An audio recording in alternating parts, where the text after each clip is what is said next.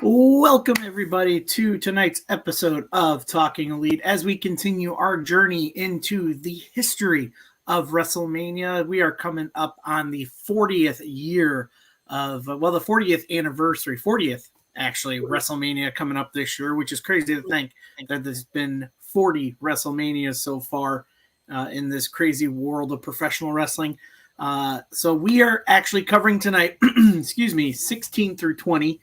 So we're glad you guys can all join us tonight. Hopefully you guys have some insights on some of the memories you have with this. This is peak Attitude transitioning into pretty much the ruthless aggression era, these WrestleManias. So we're very excited to talk about them. So for tonight, let me introduce guys who's going to be starting it off with me tonight, starting off with our friend from the north. He is the know-it-all Mr. I used to work for WWF Canada. Everybody, please welcome Amer. Hi, Amer. How you doing tonight, bud? Doing well, thank you. Awesome. And also joining us tonight, of course, a man who needs no introduction. He knows pretty much everything from the golden age of professional wrestling to today to just about any story you can ask him about, but we're always happy to have him on here. Jason's with us. Jason, how you doing, bud? If I was any better than that, I'd be Amer. That's how good I'm doing. Perfect. Anyways, so thank you guys for joining me tonight. Hopefully more people show up. If so, we'll get them on here and everything like that. Obviously, we covered, I think, 11 through 15 last week. Yep. Obviously, some really good stuff from there. Obviously, we talked about the transition to the golden age.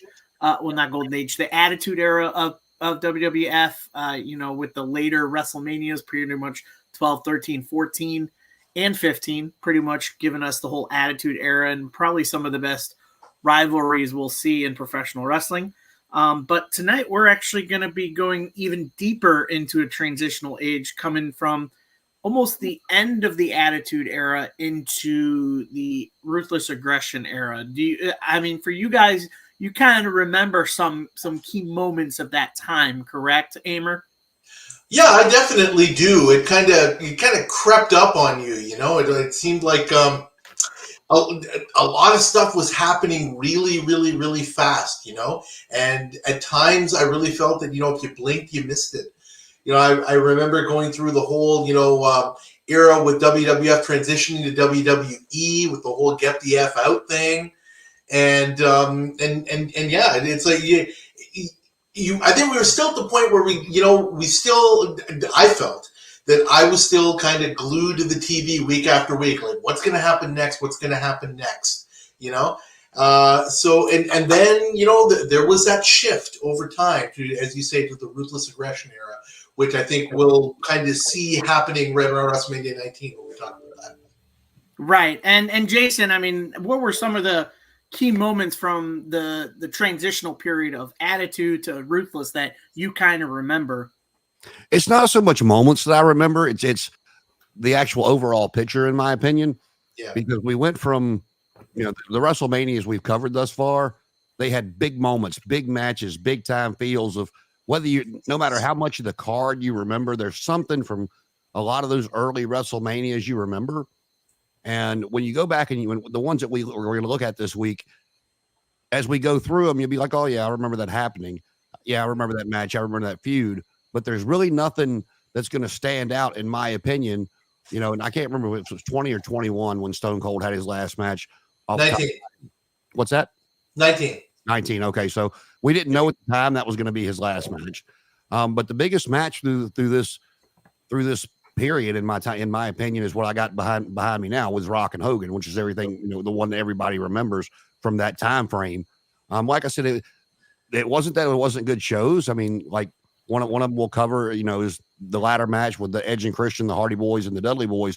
There was a lot of exciting stuff to watch, but there was not that moment that just stuck out into history like we've covered thus far.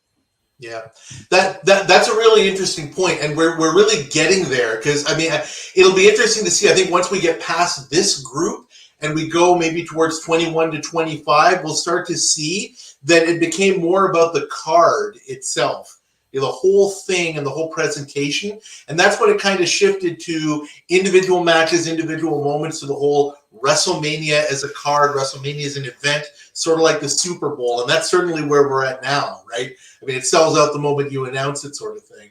And I definitely see that. Like, by the time, not next week, but the week after, when we get to like 26 to 30, a lot of it will just be a complete blur, in my opinion.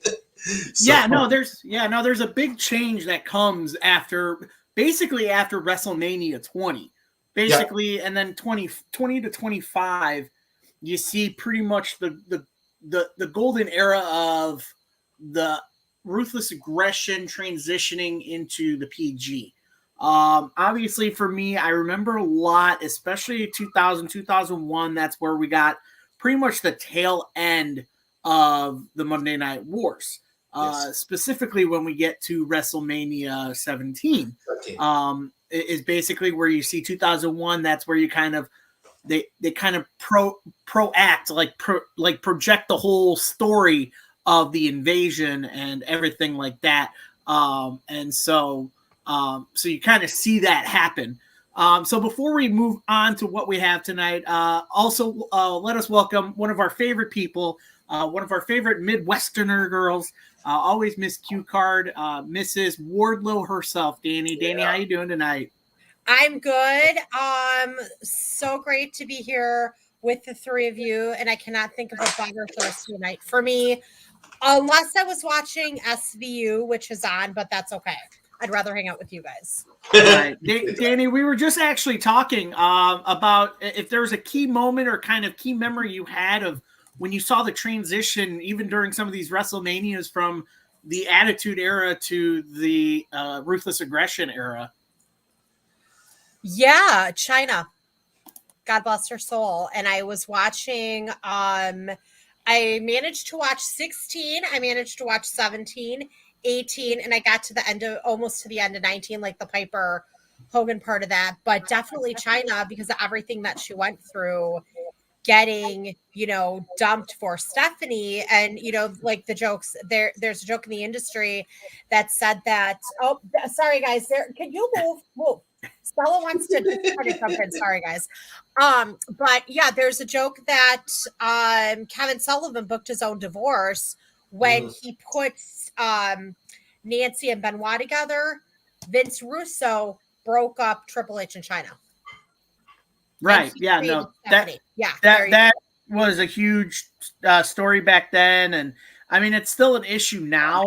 I think a lot of people are still waiting for China to be put in the Hall of Fame on her own instead of being inducted. She did with DX. But I think a lot of people want her to be inducted on her own because she did do a lot of a big single run after DX kind of broke up. I mean, obviously she was women's champion. She won the Intercontinental Championship. So she had a good career after the whole DX breakup. So I kind of do see where, that kind of where you could see where the Attitude Era ended and the Ruthless Aggression and like divas kind of were born into. So I kind of see where you're coming from that, Danny. Yeah. Well, that's something you very well may see as well, because, I'm not sure how much you guys have read up on it, but, funny thing, not funny, but ironic with everything going on with Vince McMahon nowadays, that they had such an issue with, just recently Mandy Rose doing her stuff, China, of course, with the porn and some of the other things she had done. And, Endeavor does not care. That was one thing they said right before the merger, that you would see the ability of a lot of the stars to be able to do third-party stuff, that Endeavor just did not, care about what they did with all the stuff they had going on in the UFC. So with that being taken out of the equation and Vince not having final say anymore, you're liable to see a lot of people finally get their just due in the Hall of Fame. Right. And that's what it should be, is people that actually do deserve to be in that Hall of Fame that haven't been in there just because where Vince was sitting at the head of the table, as to say.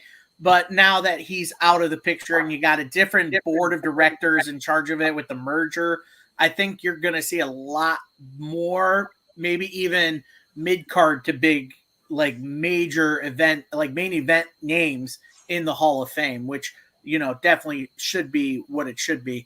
But as we begin tonight, we're going to start with basically the WrestleMania that was really weird to a lot of people, only because it did not involve certain wrestlers. I am talking about WrestleMania 16, or as it was called, WrestleMania 2000, as it was the first WrestleMania of the new millennia. And so it resonated from Arrowhead Pond in Anaheim, which I believe Arrowhead Pond had hosted a couple of events before that. Have they not? 12. It definitely hosted 12. Right, but I'm not talking about WrestleManias, but I'm talking about other events for WWF. I'm sure it has, yeah. So, sure. So they're no strangers to WWF. Obviously, it was a huge night. So the card itself, there were some memorable moments on the card, not so memorable moments on the card. So going down the card, and feel free if anybody's got tidbits on some of these matches. We had Big Boss Man and Bull Buchanan fight the Godfather and D'Lo Brown with the Ho Train and Ice-T singing, taking them out with the theme song there. Next up was the Hardcore Holly winning the Battle Royal for the Hardcore Championship, which by far I thought was very entertaining. And then you had TNA, Test and Albert with Trish Stratus, defeat Head Cheese, the team of Al Snow and Steve Blackman. Al Snow, watching that, just Al Snow was just something else. Like he was just it's almost like he drank a 12-pack of Mountain Dew and then had a bunch of sugar on top of that. And he was on like, I don't know, something, but Al Snow, highly entertaining. And I forgot how entertaining he was. I mean, we're all in the, the DeLorean. We, called Doc Brown, borrowed the DeLorean, Amer's driving, we're all just sitting there. And I just forgot how entertaining he was. I was laughing. Yeah, no, he was definitely something else. And then next up, we had probably one of the best Mania matches ever to debut, and that is the TLC match between Edge and Christian, Dudley Boys, and the Hardy Boys for the tag team titles. Yes. Tremendous match. And then you had Terry Reynolds against the Cat in a cat fight. If you want to back up for a moment. Yes, go ahead. With the ladder match, I saw the Hardy Boys in a ladder match at the Richmond Coliseum take on Eminem. And that was the night that Joey Matthews, Joey Mercury, got his nose busted wide open. I was sitting right there, and he didn't get his arms up in time to protect himself when Jeff Hardy come off onto that ladder, and that ladder went right into his nose, and you saw it immediately. And was that No Mercy? That a couple of weeks ago, geez. Was that the No Mercy pay-per-view? It may have been. I can't. Don't quote me on that. I know. Like so, I had pretty good seats, and we were right there. And when that ladder came up, he didn't protect himself in time. Blood went everywhere, and we were just all like, "Oh!" But and then you saw him the next night on Raw with his nose, bandaged up, the two black eyes. Yeah, that was rough. That's right. Then you had China and Too Cool versus the Radicals in a 6-person intergender match. And then another match on the card that you had that I actually thought was very entertaining because it had the three best wrestlers in it. That was the two-fall triple threat match for the Intercontinental title, the European title, because we have to remember Kurt Angle had both of them, and he was defending against both Chris Benoit and Chris Jericho, and he was not pinned for any title. So for me, that was a very entertaining match. Then you had Kane and Rikishi versus the DX, which was X-Pac and Road Dogg.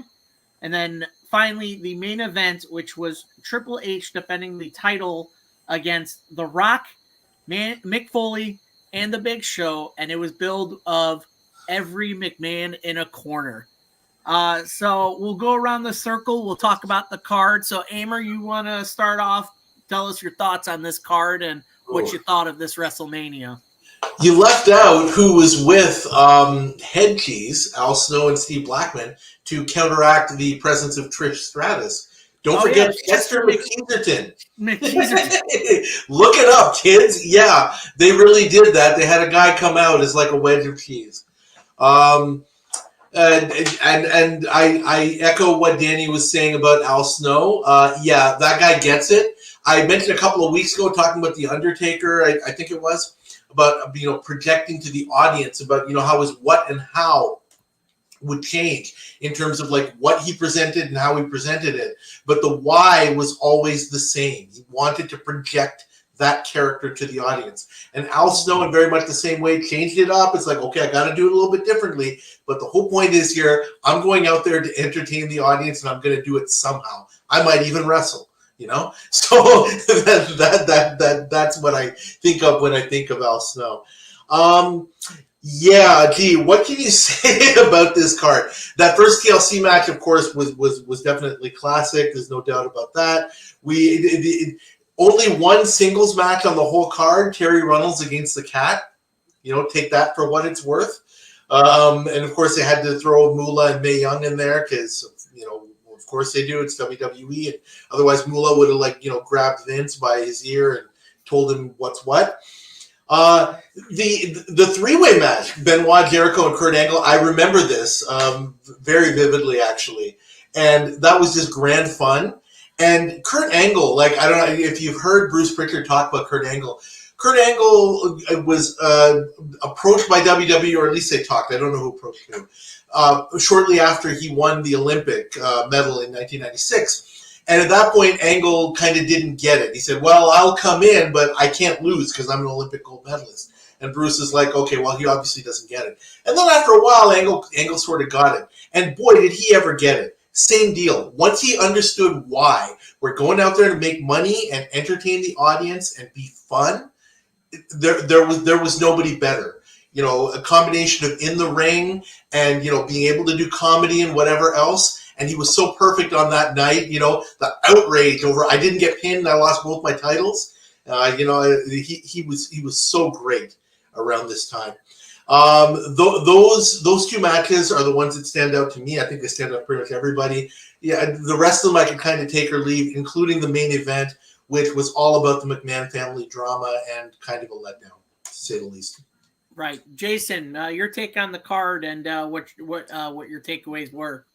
Well, it kind of goes back to the way I started it. Nothing, you're not going to go wrong with the tag team match. You're not going to go wrong with the triple threat for the Intercontinental and European title with those contestants in there. I had to double check myself and look it up before I said anything. This one was actually just the ladder match. The first actual TLC match happened later this year on SummerSlam 2000. That was the first actual TLC. So this was the ladder match, I guess, that maybe went on to the steel chairs and then some other things to build up to the TLC, actually. But, back in the Diva days, the cat fight, Too Cool, and the Radicals, Brian Christopher, Scott Taylor, they were entertaining. They weren't that great in the ring.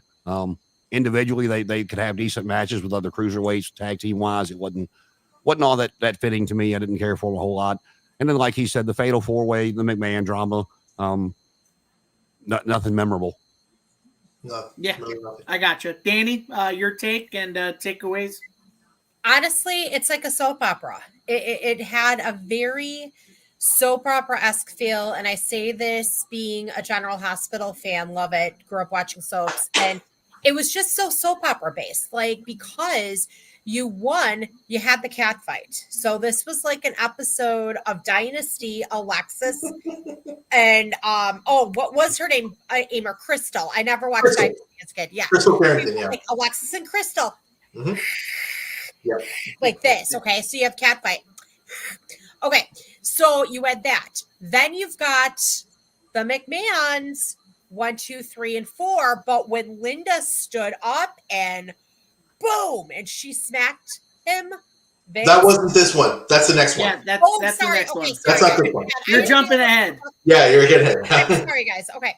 So, as again, Hot Mess Diva today. There you go. Okay. So, but still, this was, again, a soap opera because not only did you have to deal with that, you also, and Aimer, you would probably know this, but wasn't this around the time that Stephanie and Triple H started dating in real life, around like WrestleMania or something close to that, before that, or around this time? It was around this time. Only they could tell us, I suppose. But yeah, people said they started to. things still seemed a little bit up in the air apparently, but I think it was clear that something had started around. Right. So, and if you look at China specifically, and for me, she stole the show during that match. But if you just kind of look at her eyes, you can see she's dealing with emotional stuff. You can see it in the eyes. You can see it in the fact that she literally single-handedly was almost like taking her aggression out during that match on the opponents. Then if you take the sad factor of this, and I'm going to be Danny Downer, you're missing 4 of those players. Test, China, Eddie, Benoit. So now 2024, we're in the time machine. We want to go back again and warn them, hey, this is what's going to happen to you. We're missing Brian Christopher as well. I think you meant Brian Christopher. Yeah, totally forgot about him. Thank you, Brandon. But still, you're missing 5 of those key players. And you go back and watch this, it's like, wow. Wait a minute. Crash Holly was in that battle royal too. He's no Crash Holly. Oh my gosh, I really am a hot mess. Hot mess.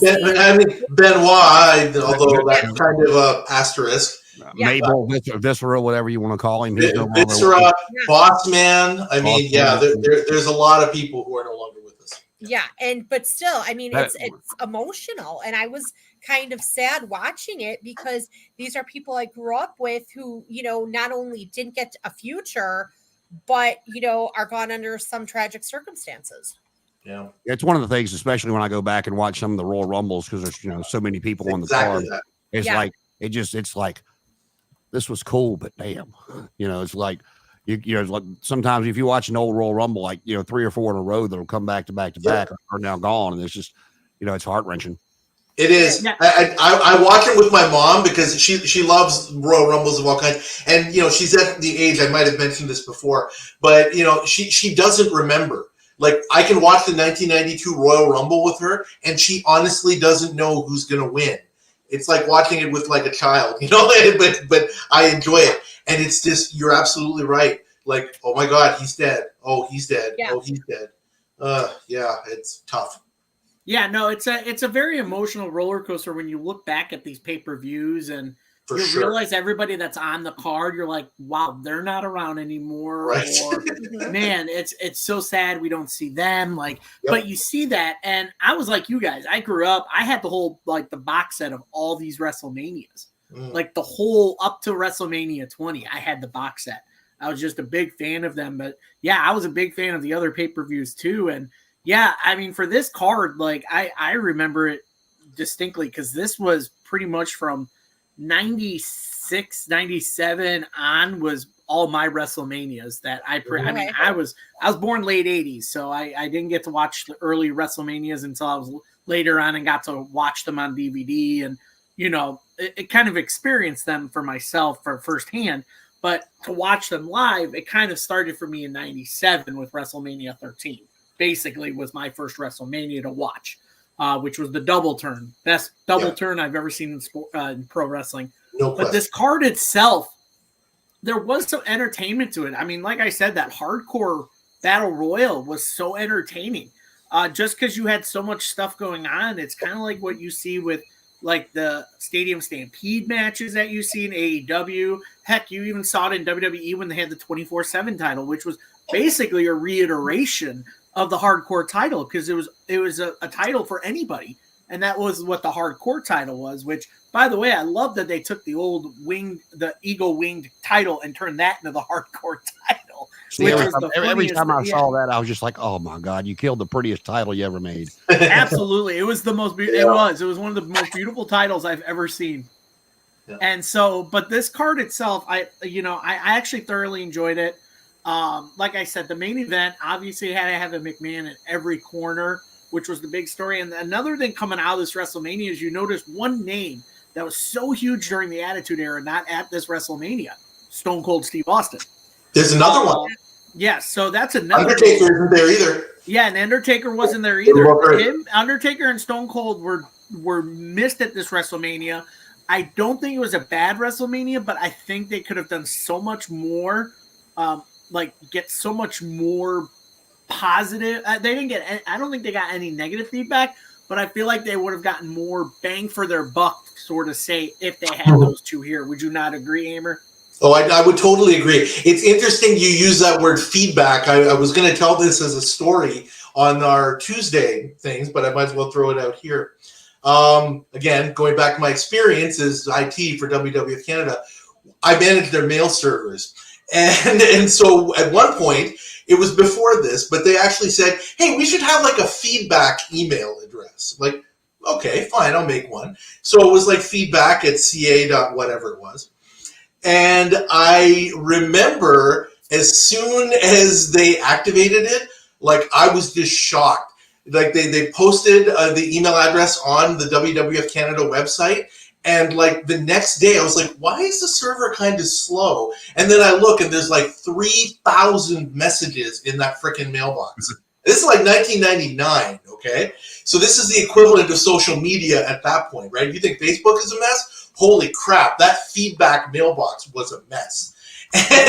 And shortly thereafter, I don't remember exactly when, like literally you'd get 3,000 messages. Maybe only one of them was meaningful. Most of them were like misspelled stuff like your show sucks, stuff like that, which is pretty much the equivalent of what we get in social media today. But pretty soon, probably around this time, WrestleMania is when they said, we better kill that mailbox. So it's just kind of interesting when you said the word feedback. I thought I might mention that. But yeah, they didn't get anything unusually negative. It was mostly the same thing, just week after week after week. Just people saying that, the show wasn't perfect, so we didn't like it. That's what most of it was. Right. Jason, any final tidbits about WrestleMania 2000 or anything you want to kind of wind up about with it? This also to me started to where they brought Kane in so hot and heavy, and this started the period of time where they seemed like they had forgotten how to use Glenn Jacobs correctly, and actually put him in the spotlight that he always did well in, no matter what spot you put him in, and having him in a tag team match or whether it was fighting for the hardcore title or setting Shane McMahon's testicles on fire with jumper cables. I mean, it's just like they weren't. There was a time there they didn't take the mask off of him or change his gimmick. It just seemed like they didn't really know what to do with it. Yeah.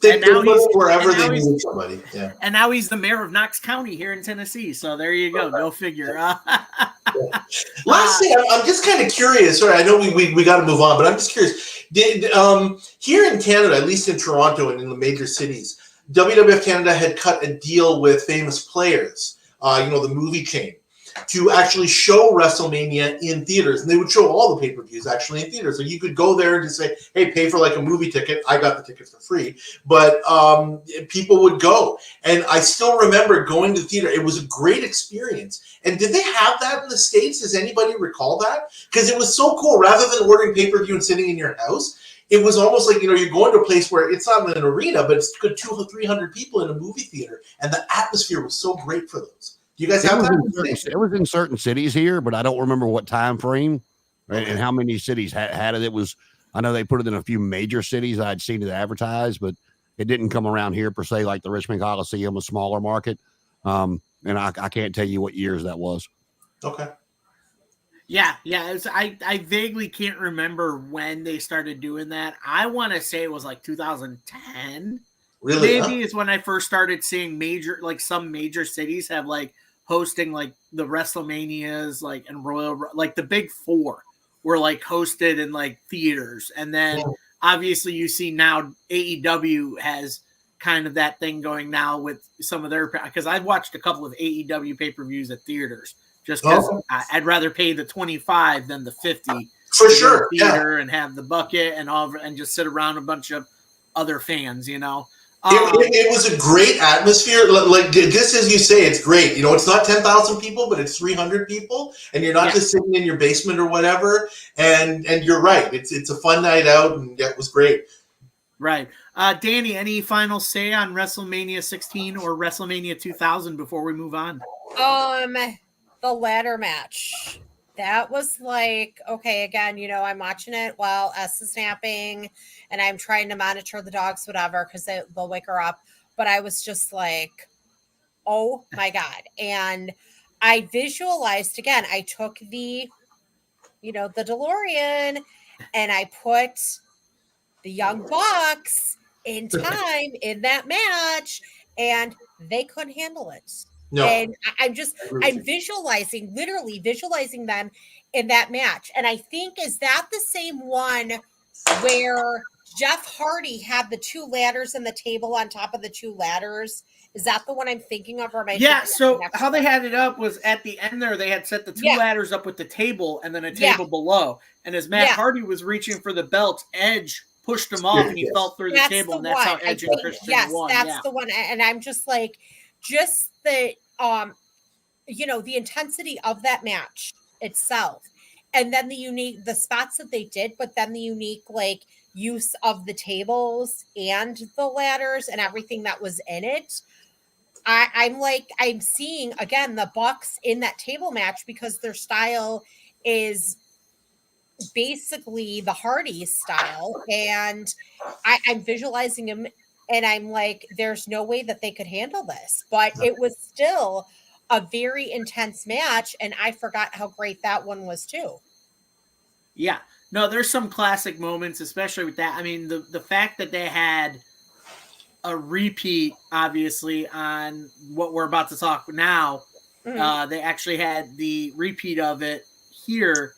But I think they actually called it a TLC match. But to wrap up WrestleMania 2000, it was a good card, and it kind of geared us more towards the middle of the road between the Attitude Era and the Ruthless Aggression Era. And obviously 2001 was a big year because that's where a lot of the Invasion story took place. But it basically all started at WrestleMania 17. This one was held at the Reliant Astrodome in Houston. Which I don't believe is there anymore. It was the Astrodome, but is it still there? I can't remember. Is it Minute Maid Park now? I think it is where the Astros still play. I think it has a different name. I could be wrong. It's now called NRG Astrodome. Okay, yeah. It's just called NRG. Minute Maid Park was a brand new field they built for the Astros. Oh, did they? Okay. Yeah, it's got the big hump out in the middle of the outfield that people hate anymore. Okay. Yeah.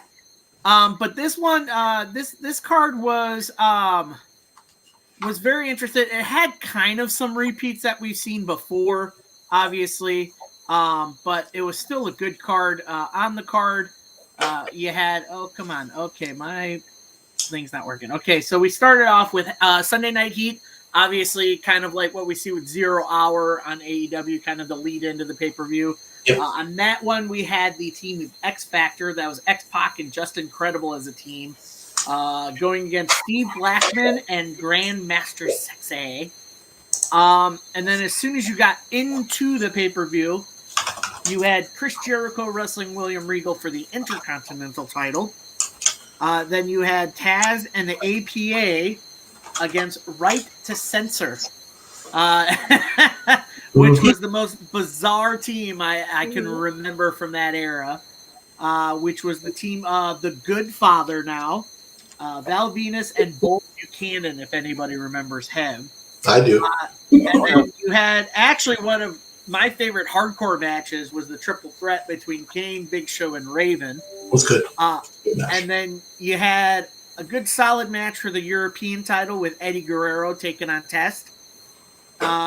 And then a solid, probably one of the best matches on the card, Chris Benoit against Kurt Angle. Yes. Good Lord, if you want to talk about wrestling, that was a wrestling match.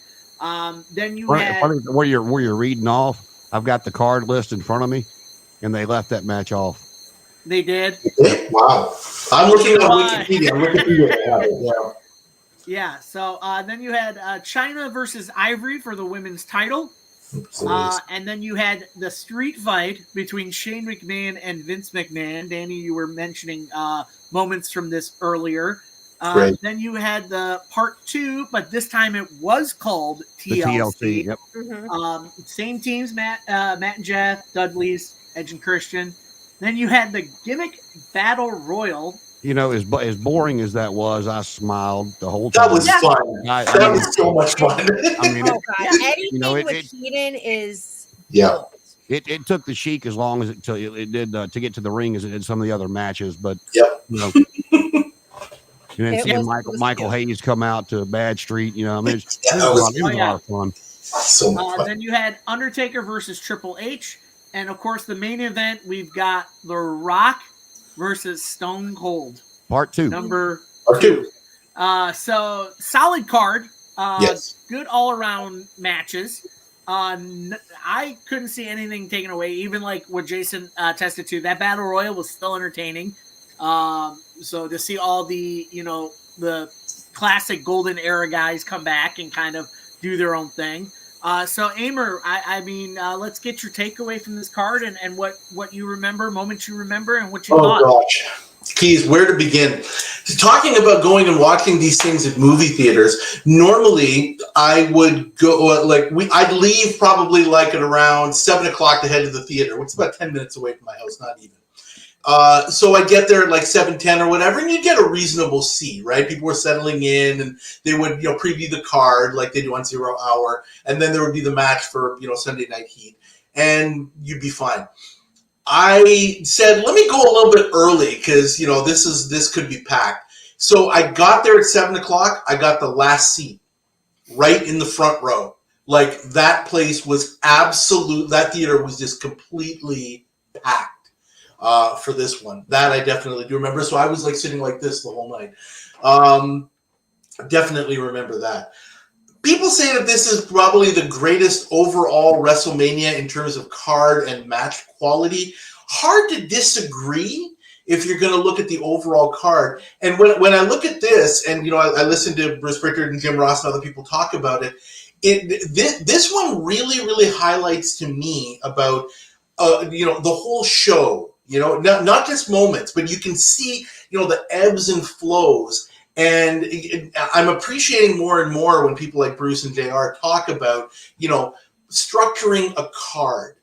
Today, WWE and more so AEW just do it where they're just going to throw out matches. Like, let's have match after match after match after match.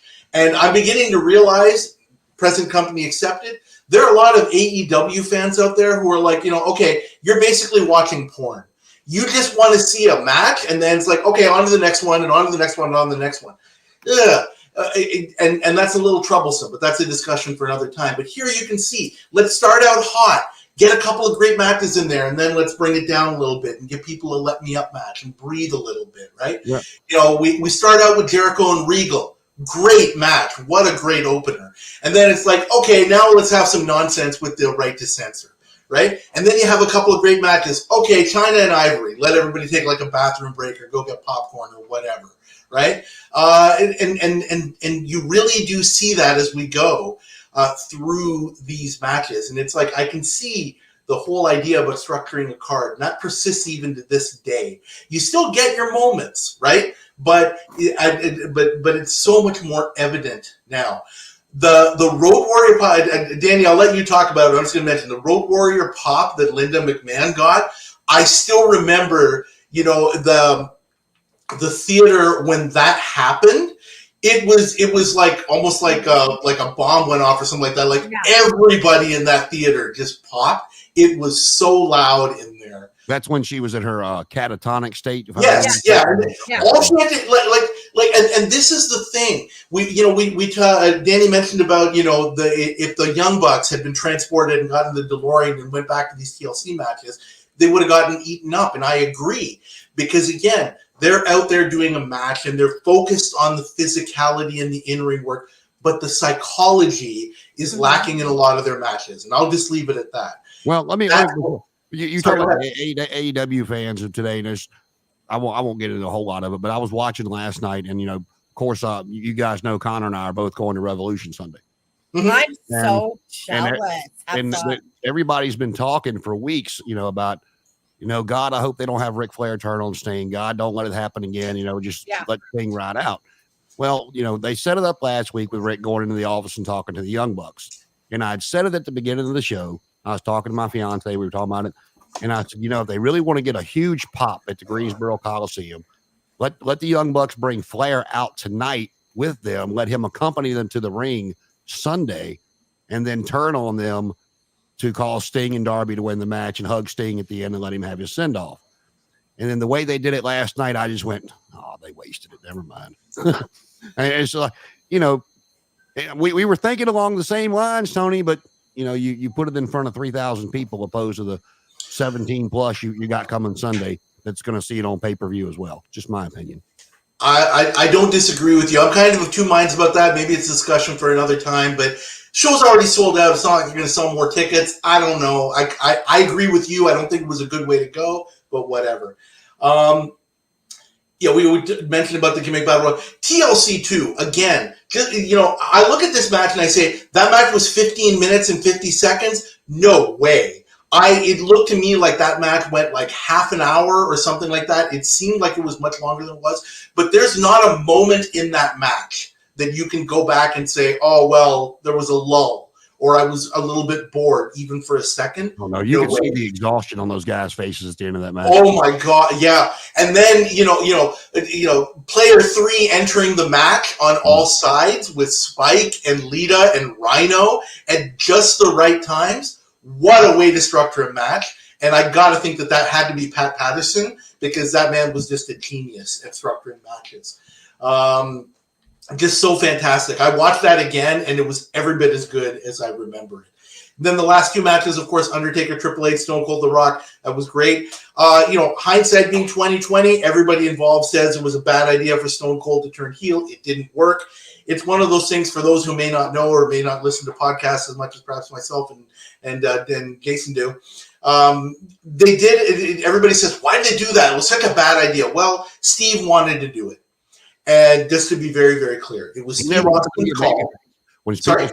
I said he never wanted to be a babyface to begin with. Well, yeah, I suppose so. But then once you started making T-shirt money, you changed his mind very quickly. But and that never stopped, and it still persists to this day. But Steve wanted to do it, and everybody said, Vince, this is a bad idea. This is a bad idea. This is a bad idea. And Vince has said, we owe it to him to try. And he tried, and eventually he figured out not going to happen. So I guess that's what I have to say about that. Jason, your take on this card and your thoughts, pros and cons. I'll run it down real quick. I mean, again, it falls into that same category as I started off with on this series of WrestleManias. If you watched it back then, you're not going to get a bad match out of Jericho and William Regal. You're just not. Bradshaw, Farouk, and Taz. I always thought Taz was great for what he did, especially in ECW. Ron Simmons never got the due that he deserved for being as good as he really was. Once he left WCW and he came over in the Power Ranger outfit with Sonny, and then transitioned to the Nation of Domination. Yeah. And then into the APA. He never got the due that he deserved on the big stage to show how good he really was. Bradshaw was a brawler. Even when he did the JBL gimmick, he was still a brawler. He could wrestle a little bit. You go to the next one. Again, in my opinion, the hardcore title was beneath Kane. And this was when they were kind of upset with the Big Show and his weight, and he hadn't been everything they thought he would be when they brought him in. Eddie Guerrero, he was in that same category as Ric Flair, Shawn Michaels, that could really kind of carry a broomstick to a good match, and he did that with Test. Chyna, when she started wrestling, that's kind of why they steered her toward the men, because there was not a woman on the roster that even looked close to being able to, realistically defeat her for the title. Mm-hmm. The Shane McMahon, Mr. McMahon, if I remember correctly, this was the first time Shane McMahon attempted Rob Van Dam's Coast to Coast. Yeah, I believe so. And it was a good soap opera. They were not going to give you a 5-star match, but Shane always went out there and did what Shane does, and he took chances. The TLC match, I would have no matter whether it's the Undertaker, Stone Cold, The Rock. I don't care who you were; they did not want to follow that match. Period. We got the first of three installments of the Undertaker and Triple H, which again, you're not going to have a bad match with those guys, especially in this time period. Both of them are on top of their game, no pun intended. And then, of course, Stone Cold and The Rock, too. But, again, nothing really memorable stands out to anybody that's going to go back and go, oh, well, that match is kind of like we talked about with 16. It's like, was that a ladder match? Was it TLC? I know that it was around that time, and it was fantastic, but what exactly was it? Nothing jumps out that's, oh, yeah, that was WrestleMania 17. Yeah. Danny, I know you were talking about the McMahon match earlier, and, what's your thoughts on that and the rest of the card here? So first match, Jericho versus Regal. That was an interesting match with a large contrast in styles because, again, Regal's the brawler. Jericho is kind of that like cruiserweight type style. Right to censor, I forgot about those guys. I completely, until you said something, Adam, but I've always liked Taz, even, commentary or performer. In fact, I once had a Taz shirt. Eddie versus Test. Eddie was just phenomenal talent.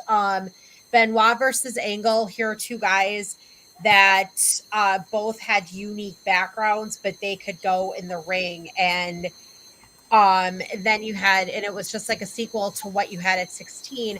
The China match really stood out to me largely because, again, if you look at her when she was in DX, she definitely slimmed down quite a bit. She changed her look to look more feminine. But then here's the thing, when you're watching that match, you could almost see China throwing herself into her work because she got dumped. And for her to go through what she went through, I mean, that's hard when you work at a company with your boyfriend and he starts dating someone else that you guys both work with. And I actually had that happen to one of my old coworkers. She worked with us, as did her boyfriend. My old co-teacher got pregnant by her boyfriend. So that was like the whole thing. And leadership did nothing about it. So I totally get China's thing in there. Well, yeah, somebody starting to date somebody you both work with, and yeah, versus dating the boss's daughter, who is kind of your boss in tow as well. A little different in my eyes, but yeah, but it was a soap opera, and it lost a lot of on credibility. and off screen. Yeah, I retired, and then my coworker, she already had 2 kids with him, so she had to deal with a lot going on there.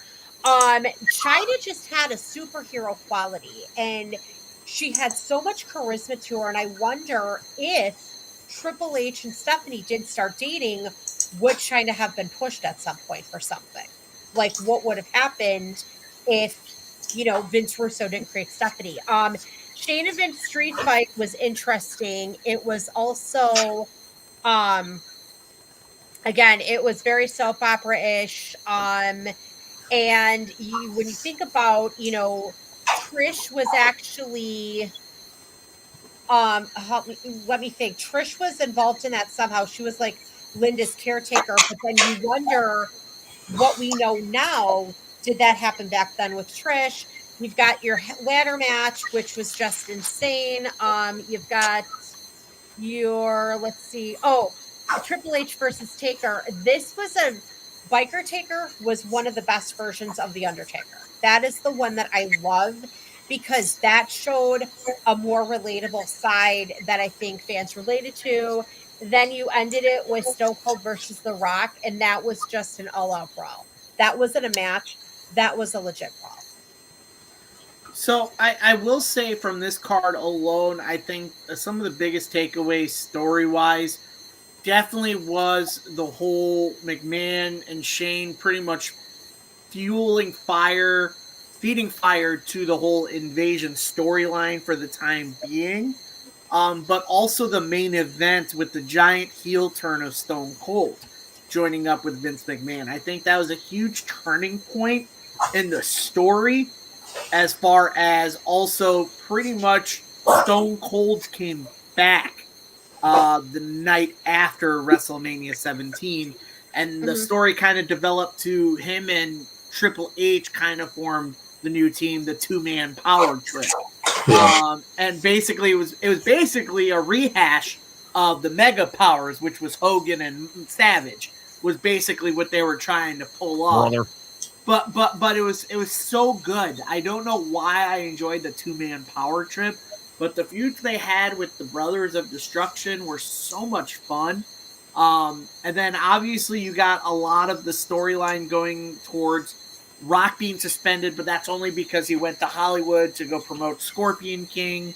But then, again, you had the story of WCW and ECW coming over and kind of doing the invading stuff, which basically led to the whole winner take all match at Survivor Series. So this WrestleMania kind of gave a good year-long story that you rarely see much anymore. You just kind of see matches pinned up with maybe like 3 months build and then no payoff afterwards.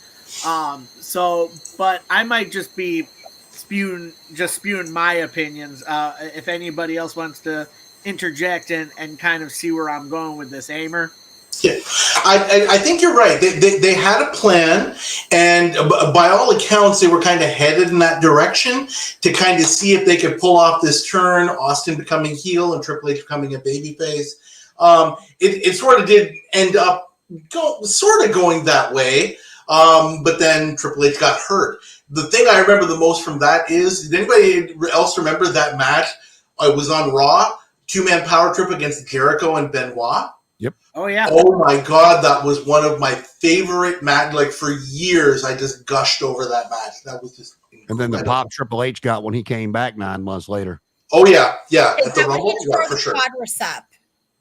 Yes. I think that was the night that he tore the quads. Yeah, that was the night he tore the quad. Yep. During that match with Jericho and Benoit, and then despite having torn quads, he still lay there in the walls of Jericho for like 2 minutes.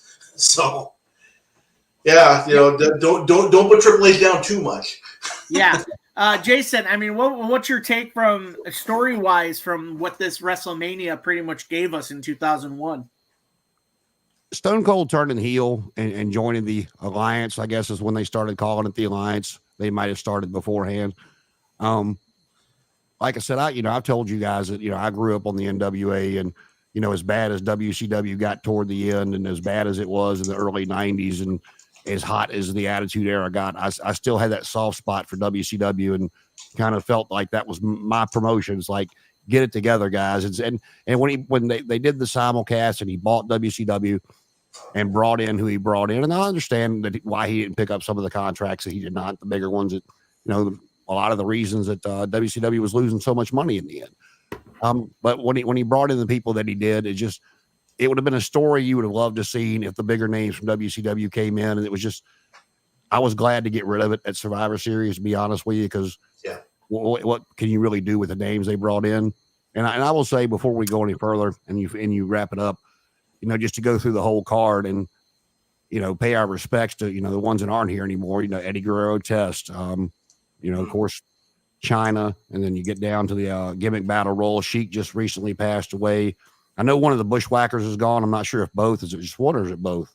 I think it was just one. Earthquake, is no longer with us. Kamala no longer with us. And I think Nikolai Volkov, as he passed as well. He's gone. Yep. Yeah. So just, again, a lot of the stuff you see where, especially from childhood, growing up and watching a lot of those guys come up. And like I said, I don't know if you guys saw the picture I posted with the Iron Sheik in the group chat from when I was about 8 years old. But, meeting him at the Fieldale Collinsville High School gym, and just, very nice guy, even for his gimmick in the early 80s in the NWA before he came along to WWF. And,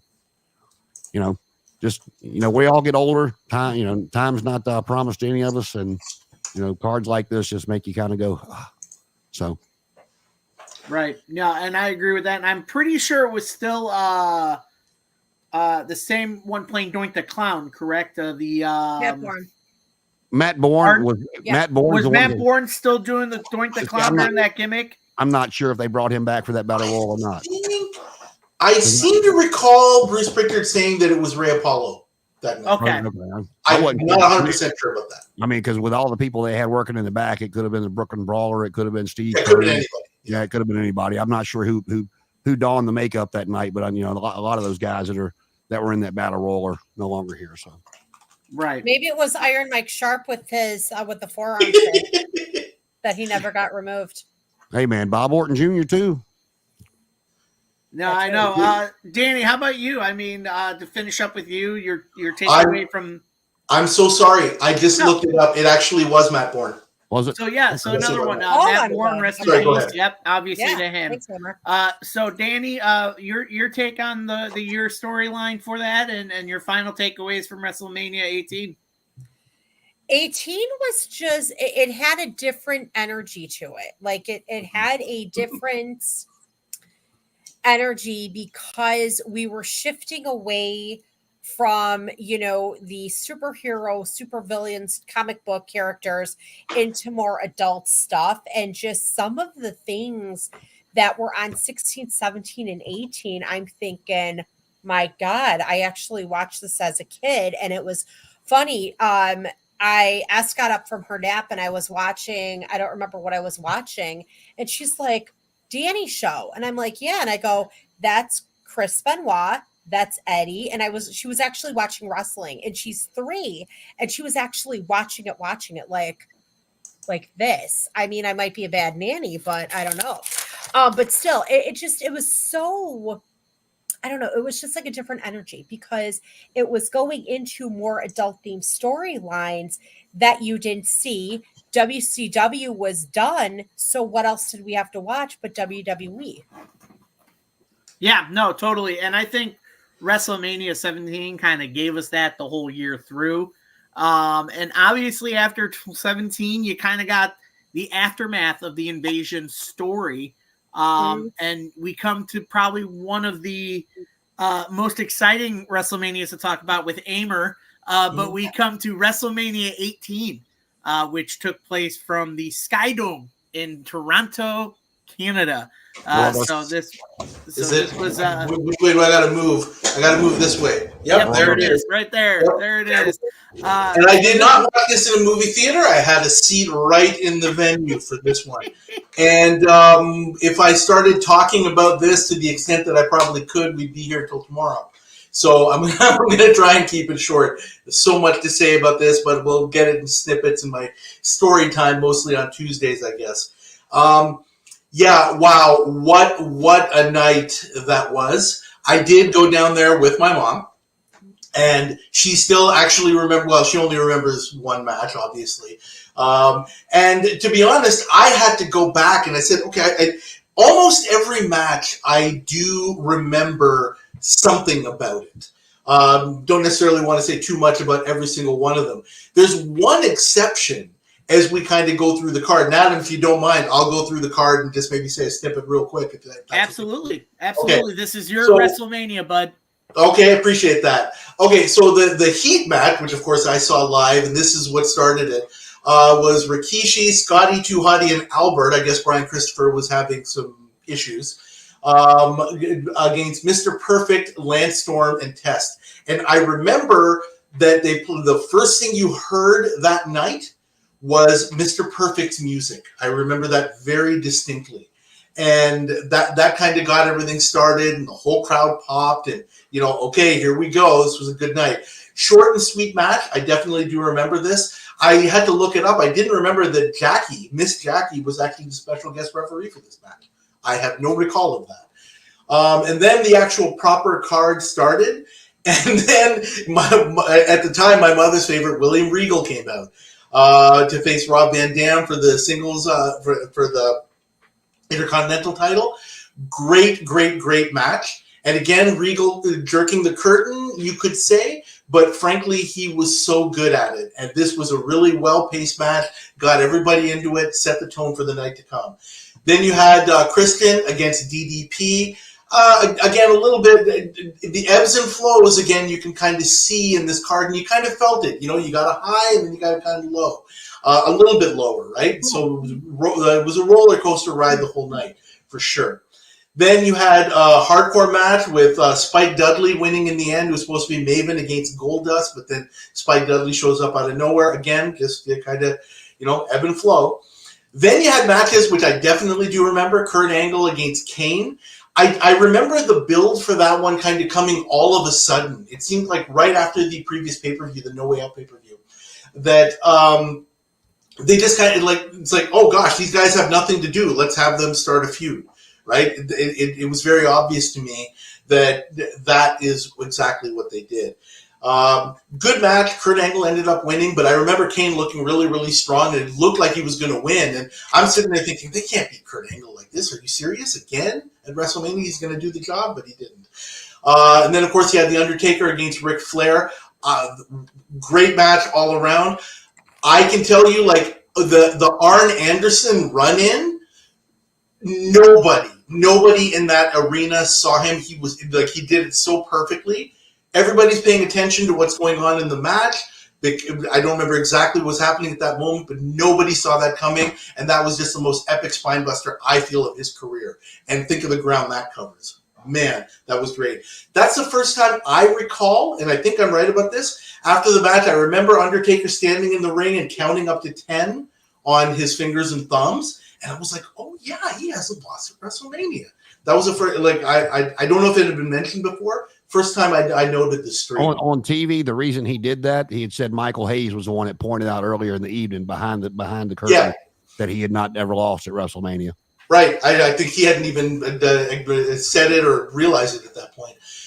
Then you had Edge against Booker T. I was actually kind of on the hard cam side. And so, if you look back at this WrestleMania, you see a guy like right in front of the hard cam with the sign, they are fighting over shampoo. Because, and I remember seeing that sign and just laughing like a loon, because that was the whole thing, right? It was about a Japanese shampoo commercial and who was going to be in it. And I remember Edge winning that and getting, a big hometown pop. That was fun. Then you had Stone Cold against Scott Hall. You know what? It was what it was. You could talk for hours about that. And like I said, I could, but I won't. And then there was a match that I actually didn't remember. I thought about it and I said, okay, I remember what Edge did. I remember what Kristen did. But surely the Hardys and the Dudleys were on the show, right? And then I had to go and look. It's like, oh, yeah, there was a Four Corners tag match. And I have no recollection of that at all. I do not. Maybe I went to the bathroom or I don't know what, but I don't remember. But apparently Billy and Chuck, they were the champions and they won. So good for them. Then, of course, the one everybody remembers, which I don't even need to talk about. That's right behind Jason there, The Rock and Hogan. And, the epicness of that cannot be understated.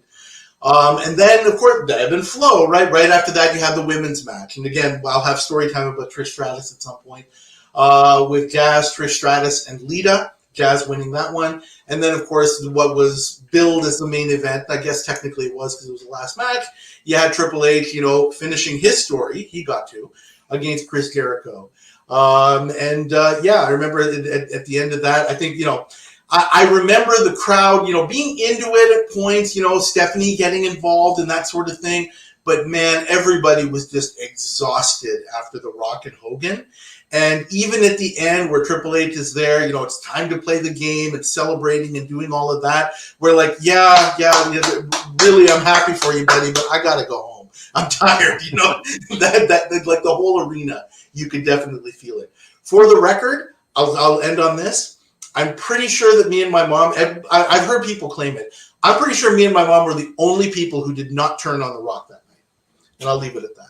So anyway, at least in the Jason, your take from the card and the big matchups that we had on there with Stone Cold against Scott Hall, and obviously the one behind you, Hogan versus Rock. I'm gonna run it down real quick. Danny had said on the last one that Jericho and Regal were a contrast of style, which I kind of disagree with. Regal could really go. He and Jericho have had several great matches in different promotions throughout the year, but Regal versus Van Dam, that's a contrast of style. But Regal could roll with it. Like you could tell. He could. I mean, Regal could make the best out of a lot of stuff, or he could go out there and do what he's told and make Goldberg look like an idiot. But either way, I've always Steve Regal, William Regal, except for that he's a man's man, whatever they try to do with him there in WWF for a minute. But again, I've always liked RVD as well. I loved RVD in ECW, but DDP, he's another one that I feel that did not like Ron Simmons once he came over from WCW. Maybe it was because of his whole people's champ or part of the, man of the people's stick in WCW, and The Rock already being the people's champion here. I didn't like the way they brought him in as the Undertaker's wife's stalker. But, him and Christian, decent match. You're not going to get a bad match at either one of those guys back then. Hell, Christian's still outworking most people today. Mm-hmm. I was never a big fan of the hardcore titles, so I'm just going to keep rolling. Kurt Angle and Kane. Kurt's another one. Always had a good match. Kane, if he had the right opponent, could have a good match. And this is where they're starting to do something again with him and getting him out of the gimmicks they had him in. And then the next one, of course, Ric Flair. One of the stuff that he said in many, many interviews over the years was how taken aback he was that the Undertaker wanted to work with him at his age and that stage of his career. period, much less at a WrestleMania. And this is one of the stories that I remember from this WrestleMania was the setup and how they had the Undertaker go down to OVW and beat up David Flair backstage at OVW, and then Flair running out. If I remember correctly, Rick and Vince were still doing the back and forth of who's in charge, one of Raw, one of SmackDown, and it all started with something to do with that. I may be wrong in that aspect, but Rick was not wrestling full time. He's still kind of in the suit role. But he went out there and had a hell of a match with the Undertaker, and I could, not only did I pop sitting at home, but I could see the pop when Arn Anderson did the spine buster, because you're right, nobody saw it coming. And Arn had said for people that followed Arn and knew who he was, that he couldn't get physical anymore. So for him to come out and do that, and just out of nowhere, and of course Rick still lost, but he held his own between the outside interference and being the street fight that it was, and the pipes and everything else that came along with it. For what it was, one of the better matches from WrestleMania that I remember with the story. Stone Cold, was it somebody else he was supposed to wrestle here? What was it? Scott Hall thrown in at the last minute, or it changed? No, the story I've heard is it was supposed to be. I think it was supposed to be this. They really wanted that whole NWO, like when they came in to feud with some of the biggest stars in WWE. So they kind of had the idea of Hogan, Rock, and then Hall and Austin. Yeah. Again, maybe we could talk for hours based on what you just said. Anyway. Yeah. Well, maybe what I remember is that was when Scott Hall come in, and that's why he didn't stay too long, was because of his issues going on, and Steve was not happy with his issues or something of that nature. I've heard something about that match. It was not really well received. It was not. I do not remember the tag team title match at all. Billy and Chuck were actually better. If you go back and watch them now, I couldn't watch them back then. I just shook my head. But if you go back and watch them now, a lot better than they got credit for as a tag team. Yeah. And especially Chuck Palumbo it was very underrated. He was one of the other ones on my list of underrated mid-card wrestlers back in the day. I honestly think Chuck was really good. When they brought all those WCW guys in, I really liked Jindrak and O'Hare as a tag team. Yeah, they looked great. I remember them. Yeah. And, they put Chuck with one of them in WWE. I forgot which one it was, but it might have been O'Hare. But I thought Jindrak and O'Hare were a hell of a tag team, just young, green. Maybe they didn't listen. That's why they didn't go too far. But again, didn't remember the tag team match. Sitting there watching Rock and Hogan from my living room, and sitting there watching the crowd turn on Rock after the setup for it, with Hogan trying to run him over with an 18-wheeler, and the whole car crashes and stuff in the back, and all the dirty stuff that the NWO did to the Rock leading up to this match. And the Rock was with his whole Diesel imitation and the Razor Ramon imitation, and his flexing a Hogan and making fun of him in the back and stuff, and everything that led up to this. Now I'm sitting there watching it, and they're just booing Rocky out of the building. I'm like, wow. Yeah. And then you got Hogan, who you never know what to believe when Hogan says something or not, but he swears up and down. He told everybody this was a bad idea to do in Canada. He's like, they still love me in Canada. This is not going to work. He said nobody would listen, and this is what the result was. But it was even watching it from my living room was an iconic moment. You watch this match, and then you go to the next one. This is where I'm glad that women's wrestling has evolved, because they basically threw Jazz and Lita out there, Lita and Trish out there, to give people time to cool down, go to the bathroom, go get a drink. And it's not a fair position to put that title in or those ladies in. And we've evolved from that, and they're not putting that spot anymore. Mm-hmm. And then of course Triple H defeating Chris Jericho, getting his moment, but did he really get his moment? Because the moment that everybody remembers from this is The Rock and Hogan. But Triple H got his, he got the belt. We'll put it that way. The moment, not so much.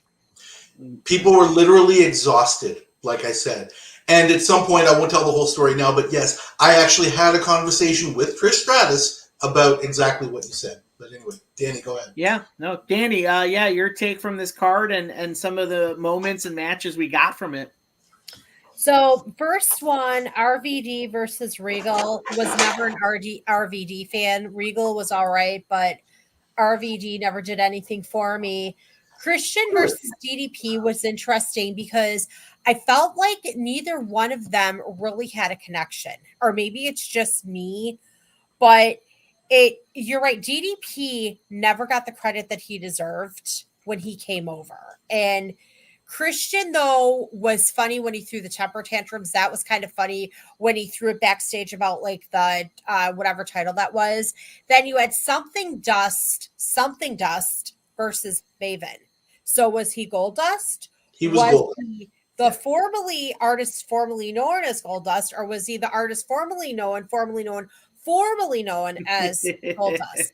So he had Something Dust. Okay. That was squash. That was like a squash match for me, because here's Goldust, grew up in the industry with a legendary father, where Maven submitted a video, entered Tough Enough, got trained, and that's it. And I want to say Maven was only wrestling maybe a year at that point, or 2 years, where Dustin had that experience. And there was not much psychology or even a real interest for me there. Angle versus Kane was just interesting because it's Angle. And that match reminded me of the bratty kid in the neighborhood who you loved, but you also hated at the same time because he was annoying. Taker versus Flair. This again was an intense Taker that the biker version, he was a darn good heel. You know that they respected each other in real life, but did they sell their anger with that match, like towards each other? Then you've got APAs, Hardys, Dudleys versus Billy and Chuck.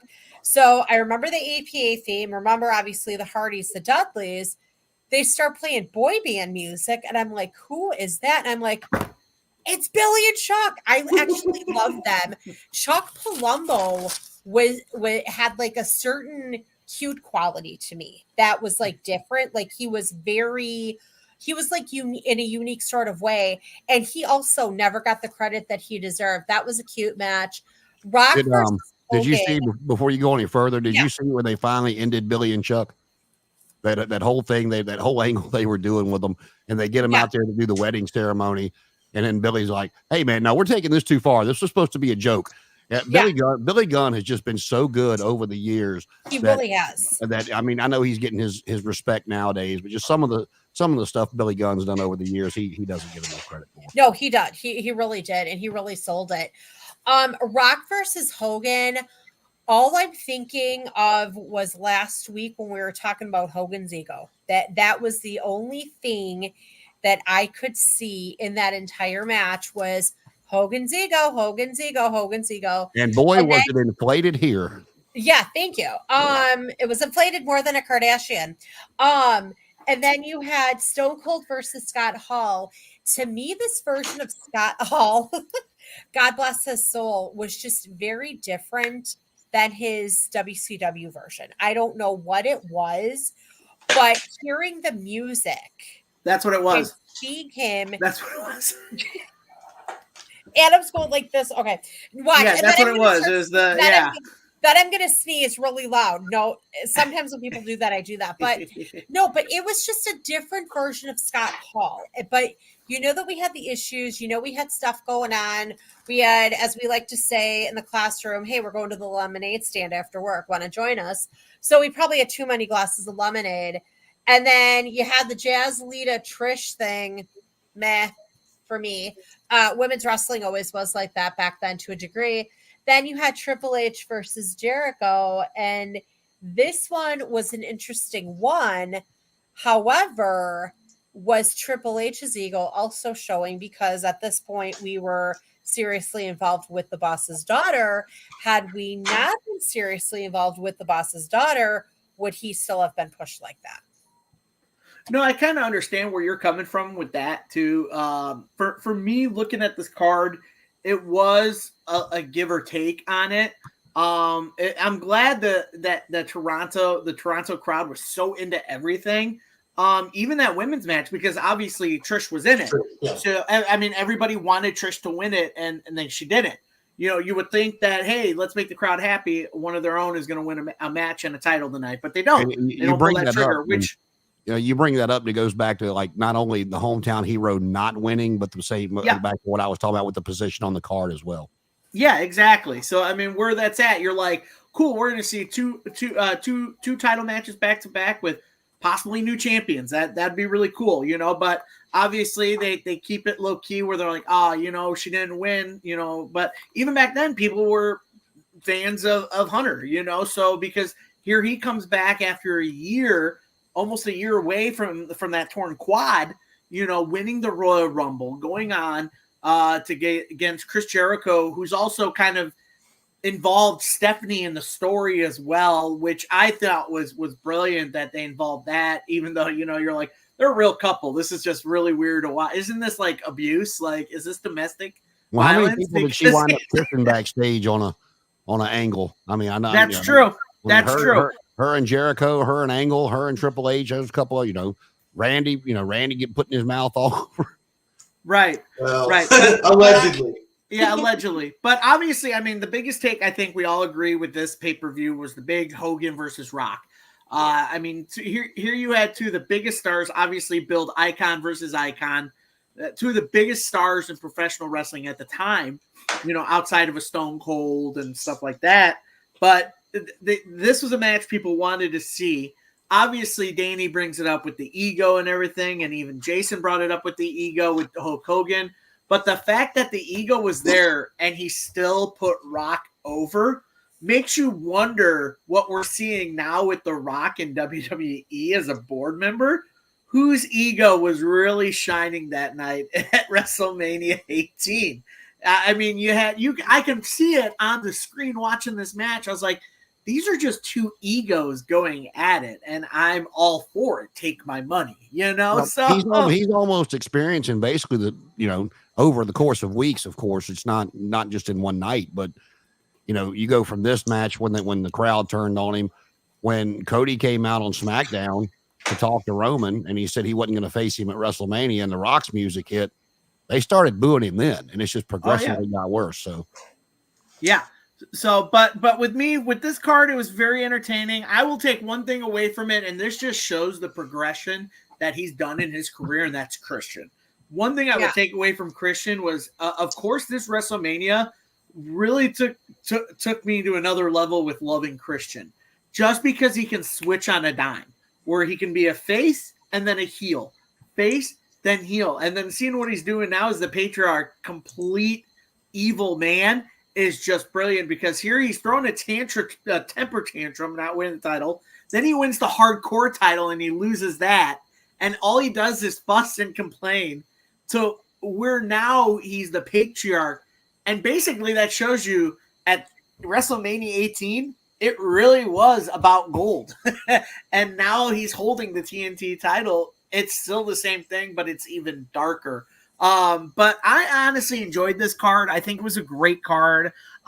Again, again, there were some moments where I wish could have been different, but overall it was a good pay-per-view and a good WrestleMania. We'll go around one more time before we move on with any last tidbits for this WrestleMania. Amer.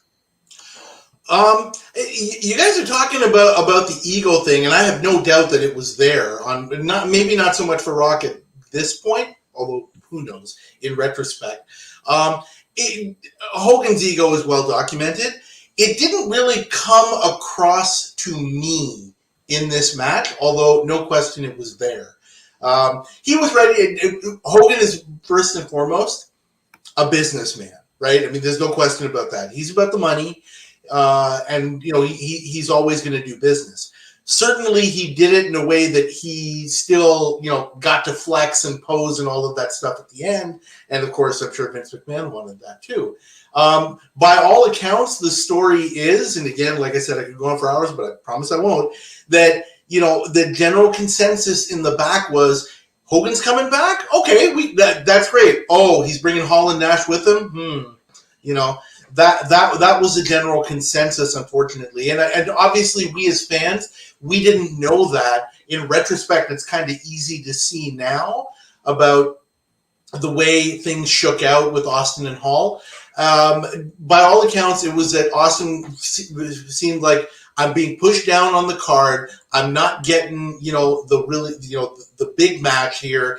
And here I am having to deal with this guy who still thinks he's all that, just because of what he did in WCW. That was, I think that's basically the story here. And they had to hold Nash back, which again is a whole other story for me, just in case Paul couldn't go. You know, for as weird as that sounds. Okay, that's what I was remembering when I said I thought somebody else was supposed to be in the match. That's what I was remembering. Okay, that's what you said straight for me. Yeah, absolutely. And again, I promise I won't go into a lot of detail, but I had an interesting thing where, you know, I was dealing with somebody who we were thinking, you know, wouldn't it be great, you know, just like at Bash at the Beach 1996. Our three guys, their three guys, you know, NWO coming in and saying, bring your three best guys, right? Wouldn't that be epic? And the problem is, well, who are our big three guys? We got Austin, we got The Rock, and we got Triple H. Oh, there's just one problem. Hey, Triple H won the Rumble, right? And again, like I said, I could go into a whole tangent about that, but I'll leave it there. Yep, there you go. Jason, final words on WrestleMania 18. Even in a loss, Hogan must pose. Hogan must pose. Yes. Danny? I'm going to agree. It was I hate to say this, and again, Hogan's ego, blinking sign, Hogan's ego above our head. To me, it was just like he basically ran that match with The Rock. He told a young Rock, this is what we're going to do. This is how we're going to do it. And Rock's like, okay. It was all ego. And I think Triple H's ego, that was also getting slightly inflated too. Right. And I'll be totally honest, this pay-per-view to me, and it's even written there with WrestleMania 17 or 18, sorry, that was basically the end of the Attitude Era, because that upcoming May, they changed to the WWE. They were still the World Wrestling Federation up until that pay-per-view. And then in May, because of both a couple of things kind of, and a lot of people know maybe both, maybe even one or the other, but two of the reasons why, if many people don't know at home, one was World Wildlife Federation had sued them for name rights, the rights of the infringement of they got their ass handed to them by a panda. By a panda. That too. A panda did to them. But also, secondly, if anybody hasn't seen the episode, the plane ride from hell kind of contributed to the idea of we have to change our image. And that pretty much signaled, hey, we got to get rid of some people. And we also have to basically just change our name. On that note that you discussed, I'm not big on flying. I'll do it. I'm just not my favorite thing to do. But can you imagine being 40,000 feet in the air on a plane? And if you're a little nervous like I am, you know, some people can fly, it doesn't bother them. Others are hanging onto the seat in front of them, just depending on who you are. Yeah. And two people the size of Brock Lesnar and Kurt Hennig start wrestling in the middle of the aisle. Oh my God. I mean, I'm not going to make it to the bathroom. Whatever's going to happen is going to happen right then and there. Cause it's been like, these two guys are not going to get the door off. Mm-hmm. I might, if I was in the bathroom, I would just stay in there and lock the door and be like, yeah, I'm staying in here the rest of the flight. I'm going to stay right here. I mean, Kurt Hennig doesn't get the credit he deserves. He was not a small man. No. So a lot of things changed after WrestleMania 18, obviously. And then also we had, which basically kind of led to what the card looked like at WrestleMania 19, is basically the brand split. We had drafts and everything, and superstars, what they were called, went to different brands, Raw and SmackDown. And this was basically two different divisions basically wrestling at WrestleMania 19, which emanated. I'm trying to say that word right. I'm trying to expand my dictionary. Have you guys noticed that? I've been trying to use bigger words lately. But it pretty much, I'll say, take place. It took place at Safeco Field in Seattle, Washington, in 2003. The card itself was pretty decent. Again, this was like the first WrestleMania under the new Ruthless Aggression era, the WWE banner, which was interesting because one of the theme songs for it was Crack Addict by Limp Bizkit. So, yeah, if that doesn't scream Attitude Era, I don't know what does. Well, just start looking at the top of the card, and I'll let you run it down. But this was my favorite version of Matt Hardy. Oh, yeah. The Attitude back. his theme song was just phenomenal, and the little Matt facts that would pop up on the screen. This was my favorite version of Matt Hardy by far over the years. Well, let's start with the Sunday Night Heat match, which included the World Tag Team titles, which were held on Raw by Keith Morley, formerly Val Venus. And Lance Storm taking on Kane and Rob Van Dam, but they were accompanied by the Dudley Boys, Chief Morley and Lance Storm. So that took place there, and obviously to the next match we got here, the first match on the card, and I agree with Jason. This is by far one of my favorite versions of Matt Hardy. Matt Hardy 2.0, basically as a Cruiserweight champion, coming to the ring with Shannon Moore, taking on Rey Mysterio. And the stuff he did where he was making sure he was right at 215. Oh, yeah. And the weigh-ins on Raw and SmackDown, whichever one he was on, all those were great.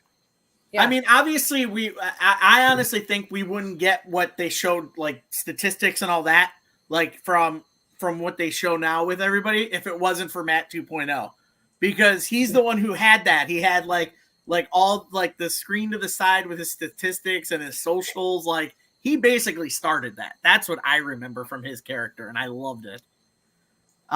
So then we had the Undertaker actually going into a handicap match, but it was supposed to be a tag match. Nathan Jones. Yep. Nathan Jones, an actor, stuntman now, but he was supposed to be a tag team partner. A criminal. Never made it to it. So he did the handicap match against Big Show and A-Train.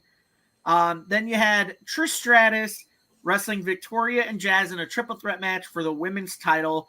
A year later, they finally let Trish win. Not in Canada, but sure, let's do it in Seattle. Then you had probably one of the better triple threat matches in tag team wrestling. And it was for the WWE tag team out in SmackDown. It was Team Angle, which was Shelton Benjamin, Charlie Haas. Very underrated tag team. Phenomenal tag team. Defeating both Rhino and Chris Benoit, which was another good, excellent tag team, and the Los Guerreros, Eddie and Chavo. So I honestly thought that match should have gone a little longer because all three teams were solid. Next, you had Shawn Michaels against Chris Jericho, and what I thought was one of the top two, if not top three matches on that card. This was the one that Jericho and Guevara tried to recreate. Yes. Oh yeah. Not very well though. Not very well. I was being nice. I just said tried to recreate. Yeah. Tried to. Then you had the World Heavyweight title, which was on Raw, held by Triple H against Booker T. And we're going to get into that because there was some controversy surrounding that story. Then you had Hulk Hogan. Oh yeah, that was that. Yeah, I remember that interview. Hulk Hogan against Mr. McMahon in a hard street fight. Yeah, let's talk about ego here. Had Hogan lost, he would have had to retire from in-ring wrestling. Then you had the final third match of Stone Cold versus The Rock. And then you had the WWE title match, Kurt Angle versus Royal Rumble winner Brock Lesnar. Brock Lesnar's very first WrestleMania. And he tried to break his neck when he did it. Yeah, we tried to do a shooting star press and almost killed himself. So let's go around the horn here. Amer, your takeaway from some of these matches, pros, cons from this card. Yeah, I looked back at this and I remember this card very differently, actually. Like, this is really stacked towards the end rather than having kind of the ebbs and flows that, most WrestleManias I remember of this time having. So, I remember The Rock and Stone Cold being earlier in the card, but clearly it wasn't for whatever reason. This almost harkens back to the more old school WrestleManias where, you can pick out a lot more moments, I would say, in this one than you can. Certainly in ones that come after it, and maybe even with the few that came before it. What do I remember about this? This was about the time when I had some conversations with Trish Stratus, so that's for another time.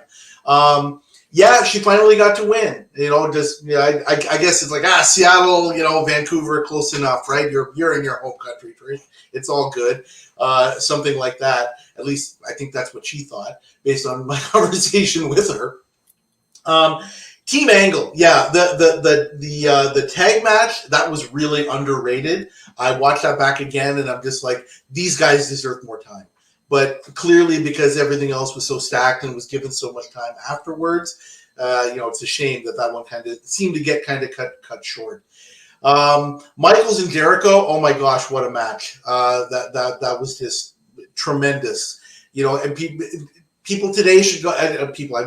Wrestlers today should go back and watch that. See, that's psychology, guys. And Chris Jericho, I think, could use a refresher as well. But that's just my opinion. Triple H and Booker T, I'm sure we'll go around the horn and talk about that. Bruce Pritchard will swear up and down because he's Bruce Pritchard that, oh, no, it wasn't a whole racist thing. And I really want to ask him, if there's one question I want to ask the guy, okay, it's like, all right, Bruce, you tell me what story you were trying to tell in this match. And I'll just kind of leave it at that and let him talk. That's the one question I really have for him. Hulk Hogan and Mr. McMahon, we can go down the ego route, and that's perfectly fine. There's lots to talk about there. But you know what? Like Shawn Michaels, although at this point he had toned it down. If Hulk Hogan has an ego, well, Vince McMahon was right there enabling it every step of the way. And the way that those two guys fed off each other, that's what this whole match was basically about, in a sense, right? But yeah, Hulk Hogan didn't develop that ego all by himself. He was fed, right? And same for Vince. Vince was fed right back. This match is really, really underrated. And amazingly, that visual, which I think everybody remembers, of Vince kind of creeping up, from almost underneath the ring with that evil look on his face and blood on his face. That wasn't planned, at least according to Bruce. And I believe it. It was just something that happened. Camera right there in the perfect spot at the perfect time. And that visual is just so tremendous. And, say what you want about Hulk, say what you want about Vince. They left it all in the ring that night. There's no doubt about that. Rock and Stone Cold, yeah, okay, third match. We'll see if we get a fourth this year. I kind of doubt it, but we can always hope. Certainly number 3 in the trilogy, 1, 2, 3. It wasn't as great, but you know what? It was necessary to kind of move the Rock forward and Stone Cold, even though he may not have consciously thought it, I think he knew that the sun was setting a little bit. And he wouldn't say it. He'd never say it. But I think he was feeling it. And that last match, Lesnar and Angle, I'm sure everybody's got something to say about that. And that match speaks for itself. Funny how both of those guys at the end of that match, they were just out of it. By all accounts, Brock was obviously concussed and really, really out of it. Although he was violently against being taken to the hospital. And Kurt Angle was just completely spaced out to the point where, he almost didn't recognize Karen at that point, according to, eyewitness accounts. And Stone Cold was not in great shape either. So of your main event guys, you've got 3 out of the 4 guys who were kind of not on this planet at the end of this night. So, take that as it will, and I'll leave it at that. Well, lucky for Kurt, Jeff was around later to recognize Karen, so. I came 5-6 years later, but yeah. Jason, your take from this card and some pros and cons you saw from it. Well, a couple of things. Again, this was my favorite version of Matt Hardy. I'll just run top to bottom. I was surprised he beat Rey Mysterio, to be honest with you, because they had brought Mysterio in with such a fanfare, bringing him in, putting the mask back on him. And the tag team handicap match, this was where they really made a big deal out of Taker being undefeated. And how was he going to stay undefeated in a handicap match against guys the size of Albert, A-Train, Tenzo, whatever you want to call him, and Big Show. But he pulled it out, of course. Trish, Jazz, and Victoria, they are 3. I mean, I know Trish Stratus is, by far the most well-known and most popular of the 3. But in my opinion, those 3 out of all those ladies that wrestled back in that era in their prime could hang with the ladies of today. Given the same training and the same access to the performance center to go over the matches and stuff, those are 3, and you throw Lita into that group that could hang with the talent of today, in my opinion. Team Angle, again, like we said, underrated. The match card that I'm looking at did not have Benoit and Rhino listed. It said triple threat tag team match, Los Guerreros, Team Angle, and nothing. So I guess the one I'm looking at really has erased him. That's what I'm thinking, is they just said, oh, Benoit doesn't exist anymore. Yeah. And then, Shawn Michaels and Chris Jericho, this was prime Chris Jericho. What can you say about it? Michaels was still in the position, even though after taking the time off and coming back, of he was going to have a good match with whoever you put him out there with. And when you give him somebody with the talent of Jericho, again, it goes back to, what Amber was saying about AEW. Go back and watch it, because you can go out there and have a match just to have a match. Correct. Without having to, like some of the, like I said before, the AEW, I don't have an issue so much if they're okay with these stunts that they pull to, do what they do. Just, don't just do it for no reason. Make sure you've told a story and you have that personal reason to want to put your body on the line to go on top of a 20-foot ladder and come off into 3 tables, not just because, oh, hey, we're booked for Rampage tonight. Give us a reason for it. Triple H and Booker T. I'll make one comment. The in-ring promo on Raw. People like you don't win world titles. Okay. People, criminals. I mean, rehabilitated criminals. What are we talking about here? We get the undertones, man. Don't, I mean, I get it was a different time, but just admit to it and say, hey, yeah, we probably shouldn't have went there, but we did. Hogan and McMahon told a great story. I mean, and you can watch this match to see they're taking a couple of liberties here and there because, again, goes back to both of them have egos. And when you'll never hear me do this again. To defend Hogan, when you have made so much money and you've been put on top of card after card after card after card and been told by everybody, oh my God, Hulk, thank you so much for giving us this spotlight and putting wrestling into the position you did. I mean, it's human nature. You're going to grow a little bit of an ego. But again, if you watch the match, you can see they're trying to figure out and let the people decide who they think made wrestling, Vince McMahon or Hulk Hogan.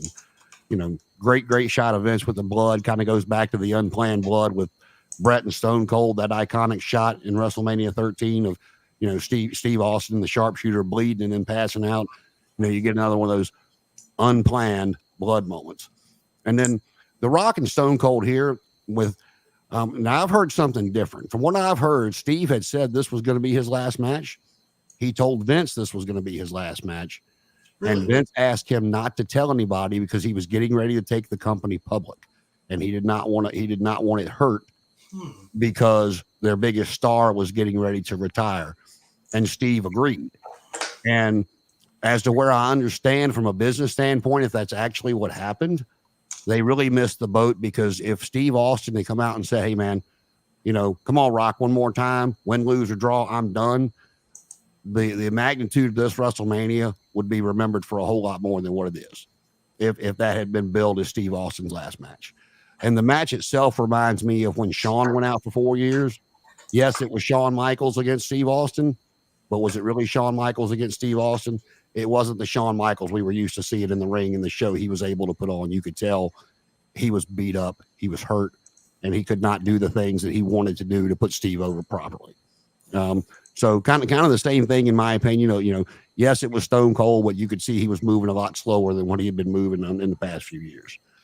And then you get to Brock Lesnar and Kurt Angle. And anybody that has seen this match that don't really watch a whole lot of wrestling, to me, they want to crap all over, whoever allowing Brock to do a shooting star press. I'm like, you never watched OVW, did you? And they're like, what's that got to do with anything? I said, Brock was doing a shooting star press every week. Yeah. He landed it perfectly every week on OVW TV. And it was an impressive move because he was a big dude. Now, was he nervous? Did he undershoot it? 400 different reasons why he missed it. But I mean, it's live TV. Things are going to happen. And so I don't see any reason why somebody should have looked at him and said, no, man, you can't do that. It's a big moment. You've done it. It's not like this is your first time doing it. Go for it. He missed it. Thankfully, he was okay. It didn't break his neck. It didn't, permanently injure him. But again, that was another one of those matches where they beat the hell out of each other. And both of them at the end of the match were, physically exhausted. But if you go back through the card again, and I keep circling back around to what I said at the beginning of the show, there's just not that one match that stands out to go, oh yeah, that happened at WrestleMania 19. If anybody remembers it for anything, it's because it hits them. It was Steve Austin's last match. Right. Danny, your take from WrestleMania 19, the card and the pros and cons of it. Yeah, as I started watching it, and that first match was with Matt Hardy, I heard his music, and I was like, "Who is this?" And I'm like, "Oh, this version of Matt Hardy," which again was a great version. The Trish Victoria Lita match. That one again was just kind of meh for me. Women's wrestling always was, because I grew up in that era where you didn't see it, but I always have added. I always did like Trish in the ring. Man, that it was a different card, and it was again you from what we'd seen before, but it's just and it's evolving into like another stage of WrestleMania. That Austin Rock, that was the third one. There was still a story to tell, and I agree with Amer. If we could get 4, even that would still again finish the story. But it was a nice close for that part. I think what stood out gimmick wise for me for that again was that Matt Hardy. I say that because this was a fun side. It gave him a chance to showcase his own talents aside from Jeff. And at this point, Jeff was gone, or I don't remember where Jeff was at this point. I'm not sure. He might have been hurt. I think this was the period when he was out with injury, I believe. That's okay. Yeah, that's okay. And then oh gosh. Yeah, no, I mean, Shawn Michaels, again, that was, again, a watered-down version of him coming back from a back injury. He was starting to wind down, but it was a good card. It was good. I vaguely remember it, and it wasn't bad. And, again, who knew, again, at this point, 19 WrestleManias, that this tradition would continue. I mean, we didn't even think that we would get to WrestleMania 40. Right, and that's a crazy thing. And what I take away from 19 is that let's look at the last 3 pay-per-views of WrestleManias we just covered. So WrestleMania 16 wasn't just wrestlers in the main event. Who else was featured? McMahon. Not just Vince, but all of them. Yeah. WrestleMania 17. Who was involved in the main event? Vince McMahon. WrestleMania 18. Who did Vince McMahon wrestle? Shane McMahon. That was 19. Yeah, 17. But Stephanie was involved in the main event at 18. Right, at 18, yeah. Stephanie was. But I thought Vince had a match at 18. No, at 17, he was against Shane. He was against Shane. He didn't have a match at 18. Correct. But Stephanie was in the main event. But then 19, Vince McMahon has a match with Hogan. We see that later, too. He has another match. We'll get to it at 21. No, it was 22 with Shawn Michaels. Basically, what I'm trying to get at is we talk about Hogan's ego and how bad it is. But you also have to think about the man that actually pretty much gave him that ego, and that was Vince. He has an ego of himself. That he's got to have his moment, too. I mean, it's WrestleMania. It's his baby. It's something he dreamt up in 1984 and was like, this is going to happen, and it's mine for all of time. It doesn't matter. So he's got to be involved some way. And the whole story behind this Hogan-Vince story was, I created Hulkamania. Okay, you created Hulkamania. You had the idea for it, but Terry Beluga, regardless of what you thought of him, ran with it and kind of made it what it was. So the story is... I got to correct you there. He was doing the Hulkamania gimmick in AWA. That's true. That's where he and Vern had their falling out, was because he took it. He was selling the T-shirts. He had somebody selling his shirts at the AWA programs. And then when he left and went to Japan and came back, Vern was still selling Hulkamania shirts at the cards. Okay. And he was like, hey, brother, where's my cut? And Vern's like, F you. And then they were going to put him in that program with Bockwinkel and had him scheduled. That's when Vince called him, and he was like, "The hell with this," and he left. Right. So basically, Vince didn't create it. He just gave him a bigger platform to kind of push it. And I'll say this too on a personal note. This is just my personal opinion.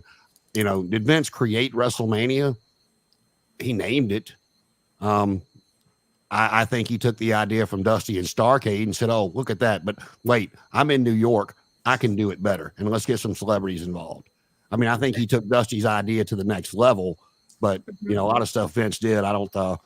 I'm you know, and they always said that Vince McMahon was Vince Russo's buffer to pick out the good versus the bad ideas. Definitely. I don't think Vince was as good a creator as he gets credit for sometimes. I think he was able to pick and choose some stuff from the past and some stuff other people had written and go, well, that's good, but we can do this with it and make it better. I think he was Vision. He had a vision for somebody else's creation to take it further. But like I said, I think he just copied Starrcade and made it bigger. Right. That was that Black Saturday. That was. Yep. I can't wait for Dark Side of the Ring for that Black Saturday episode. Now that you mentioned that, that's going to be an interesting episode. I will say, when I saw Vince McMahon on TBS, I turned it off. Was that before or after WrestleMania? I wasn't one of those people that was writing in the net, writing into the network and calling the network and leaving voicemails. I just turned on the TV at 6:05 and went, huh? Nope. And turned it right back off. Yeah, no, but pretty much my finish of the whole story with WrestleMania 19. Yeah, and I'll give my 2 cents on that Booker T Triple H story. People like you don't win world titles.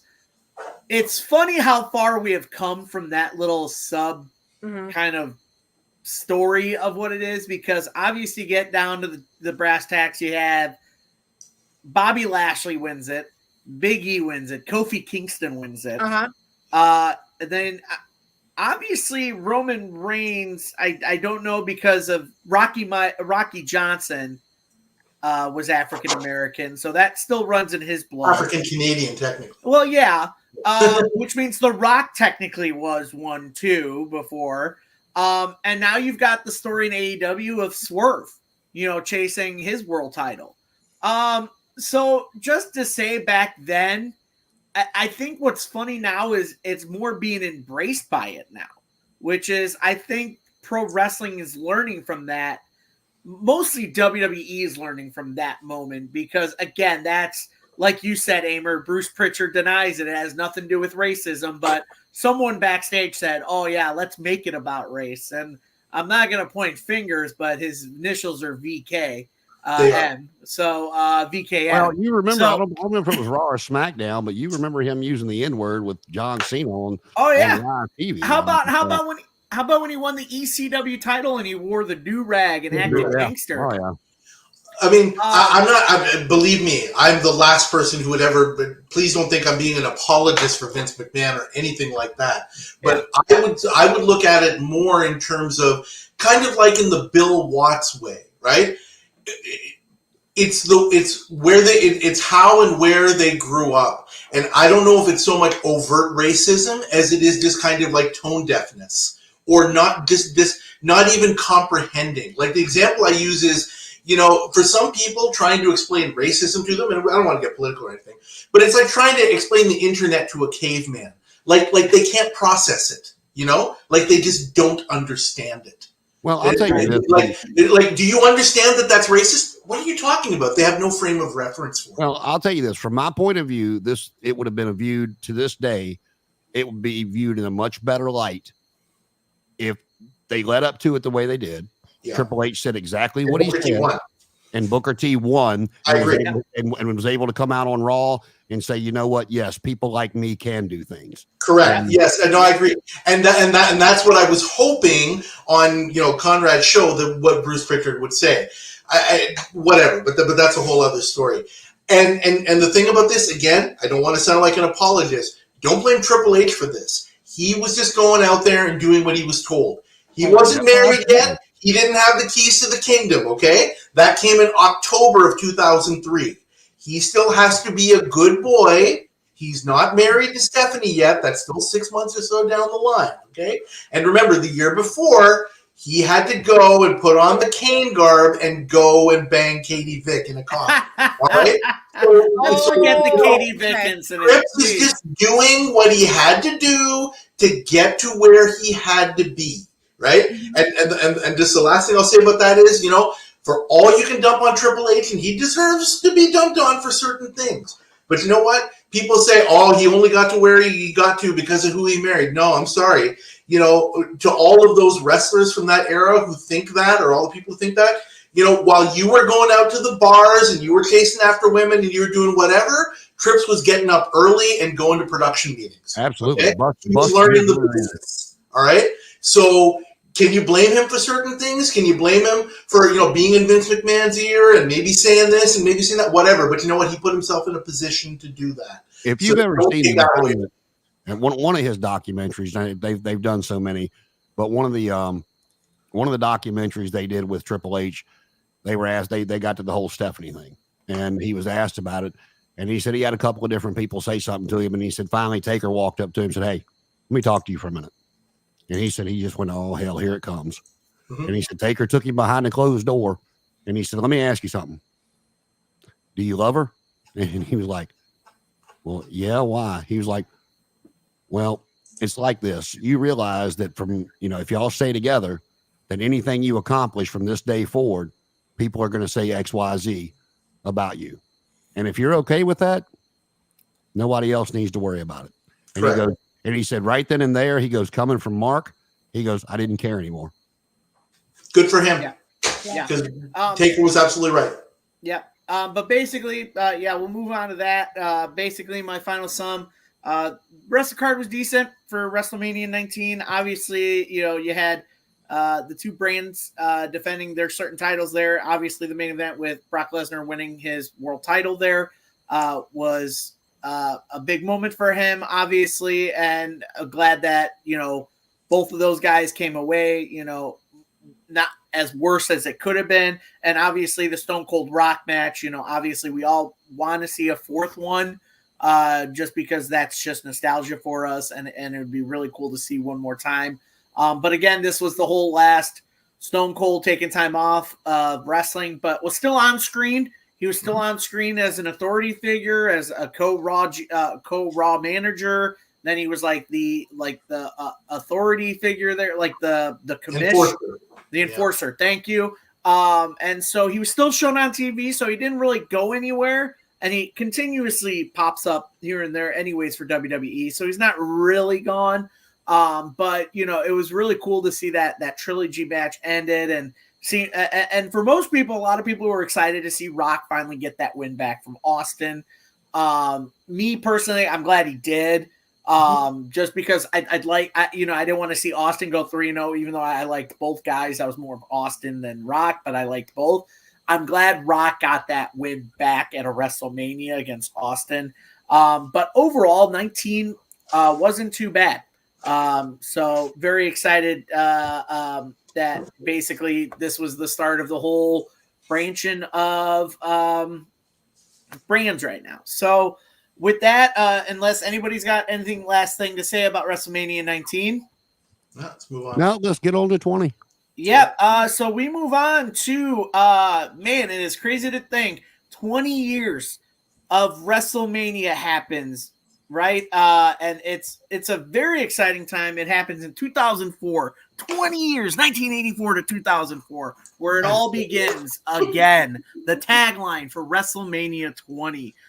Obviously happening at Madison Square Garden, the home of WrestleMania's 1 and 10 happened at Madison Square Garden. But it was a huge pay-per-view, March 14th, 2004. This one was remembered for a lot of things. This one had a lot of memorable moments in it. Obviously, we start off the card with basically John Cena's first WrestleMania. Yep. Wrestling Big Show for the U.S. title. Then you had, for my opinion, one of my favorite underrated tag teams during that period, Rob Van Dam and Booker T, defending the World Tag Titles against Garrison Cade and Mark Jindrak. I think we brought up Mark Jindrak earlier. Dudley Boys and La Resistance. If everybody remembers them. They were another underrated tag team. Very underrated, yes. Then you had Christian versus Chris Jericho.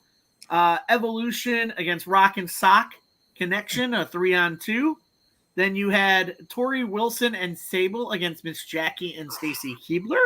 Which this was the age of let's put bra and panties and evening gown matches together. Laurinaitis at his height, yes. Yeah. Then you had Chavo Guerrero defend the Cruiserweight title in an open at WrestleMania, which was a very awesome match to watch. Then you had the match a lot of people just didn't care for. Goldberg versus Brock Lesnar. Both were leaving, so nobody really cared, with Stone Cold as special referee. Then you had Too Cool, Rikishi and Scotty 2 Hotty defending the tag titles against the world's greatest tag team. Again, another underrated, the same, the Angles team, Shelton and Charlie, the Basham brothers and APA. Mm-hmm. And then you had hair versus title match, Victoria versus Molly Holly for the women's championship. Then you had probably one of my favorite matches on the card, Eddie Guerrero against Kurt Angle, probably one of the best feuds of 2004. And then you had the return of the Dead Man character, The Undertaker, coming against Kane, unmasked Kane at this point. And then the main event, obviously, was the triple threat match between Chris Benoit, Triple H, and Shawn Michaels for the World Heavyweight title. Go around the horn. Amer, take away from this card, pros, cons, what you think? Oh, wow. Underrated card. It really is. Some things, I think it's pretty obvious. I don't need to go into depth about them. The women's stuff was certainly nothing to talk about or to write home about. What can you really say about that?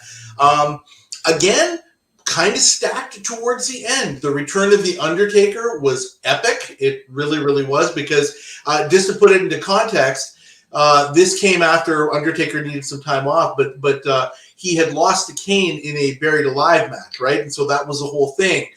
Kane would be hearing the gongs every once in a while, like leading up, and that was part of the build. And then, even when The Undertaker finally comes out, and, with the epic silhouette, and Kane is like, I buried you, you're not real. And it was a short match, only 7 minutes sandwiched in between those two title matches, but still, it had the right effect. And it really speaks to what I say about The Undertaker, and his ability to project in so many different ways. That was great.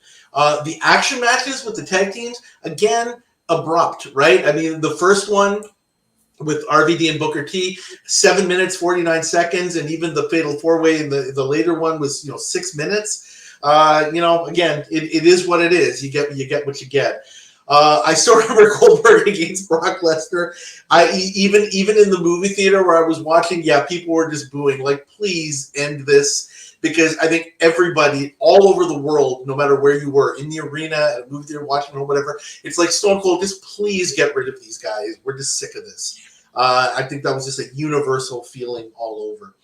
Eddie Guerrero against Kurt Angle, epic. Like, again, you want, wrestlers today, people today, go watch that match and think of just the psychology of that match. I still remember thinking, it's like, why does Eddie keep loosening his boot? Like I had that in my head, like, oh my God, holy crap, this is epic. When finally he wins because of the boot coming off. Oh my gosh, tremendous. And the last match, of course, the main event with Chris Benoit winning. It's not a popular thing to say, obviously, nowadays for obvious reasons. But that is a match I remember. I'm pretty sure that was the last time I actually really marked out watching a wrestling match. Again, I was in the theater, and I remember I stood up, like, right at the end when Benoit had Triple H in the submission. I got up and yelled at the screen, "Tap, you mofo, tap!" Like, I was screaming, And then finally, when he did, I think I almost started crying. I said, nobody deserves it more than this guy. And I believed that. I really did. Despite everything that happens, one of my greatest regrets in the business is I wanted to meet Chris Benoit. I had a chance, and it just didn't happen. I'll tell that story maybe another time, right? My only other regret is kind of a meta thing, and that is that I never got to witness an Undertaker Deadman entrance live. And then I realized that actually I did at SummerSlam 2004. And I didn't realize, oh my God, I really should have taken it in. But anyway, and of course, then there's that iconic thing, which does bring me to tears again when I see it, with Benoit and Guerrero at the end. I mean, just so much sadness there for me. it's tough. It's tough for me to watch that again. Sometimes I do, but it's tough. And yeah, that's what I'll say about 20. Yep, Jason, your takes. I'm gonna skip over some of these matches, but I will start with the same thing that's kind of been my theme for these 5. A lot of this stuff, yes, I remember happened at WrestleMania. I couldn't tell you which one it was off the top of my head without us sitting here reading these match cards. It doesn't have that iconic match that where you go, oh yeah, that happened in WrestleMania 20. John Cena's first appearance on a WrestleMania doesn't really get talked about where he made his debut. The one that I remember the most is Goldberg and Brock Lesnar. Was never a Goldberg fan. And, from what I've gathered and over the years of the podcast and stuff I listened to, the original booking of the match was Brock was supposed to go over. Yes. And then it come back that he was going to leave and go try out for the Minnesota Vikings. And they're like, oh, you're leaving too? Okay, well, no, Bill's going to go over. And the match was boring. The crowd was, the crowd was hot, but not because it was a good match. They were wanting all of them to go. The biggest pop was when Stone Cold stunned both of them. And he's funny to listen to talk about. I listened to him talk about that match one time, and he was like, everybody was so happy that I did that. And like, oh, we're so glad you did this. He goes, look, I might be a tough SOB. He goes, but Brock and Bill, he said, I'm telling you now, if they didn't want to take a stunner, I'm not. Not to do it. And he goes, I'm not strong enough to make one of them do something they don't want to do. He goes, and the thing with Undertaker and Kane, I remember when the Buried Alive match, his hair was, basically a military cut. And he's talked about having to take those $5,000 a pop horse shots for 4 or 5 months from Survivor Series to Mania. And his hair was a little bit long, a little bit more in shoulder length by the time he made it to Mania as the Dead Man character. And I remember that. I just, again, didn't remember which WrestleMania it was.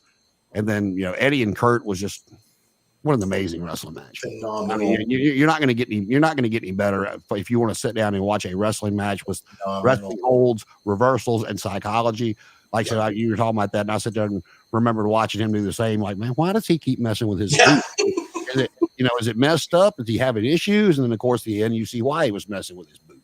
But he was selling at the same time, right? Because Angle kept putting him in that ankle lock. So it's like, oh my gosh, he's trying to relieve the. Right, absolutely.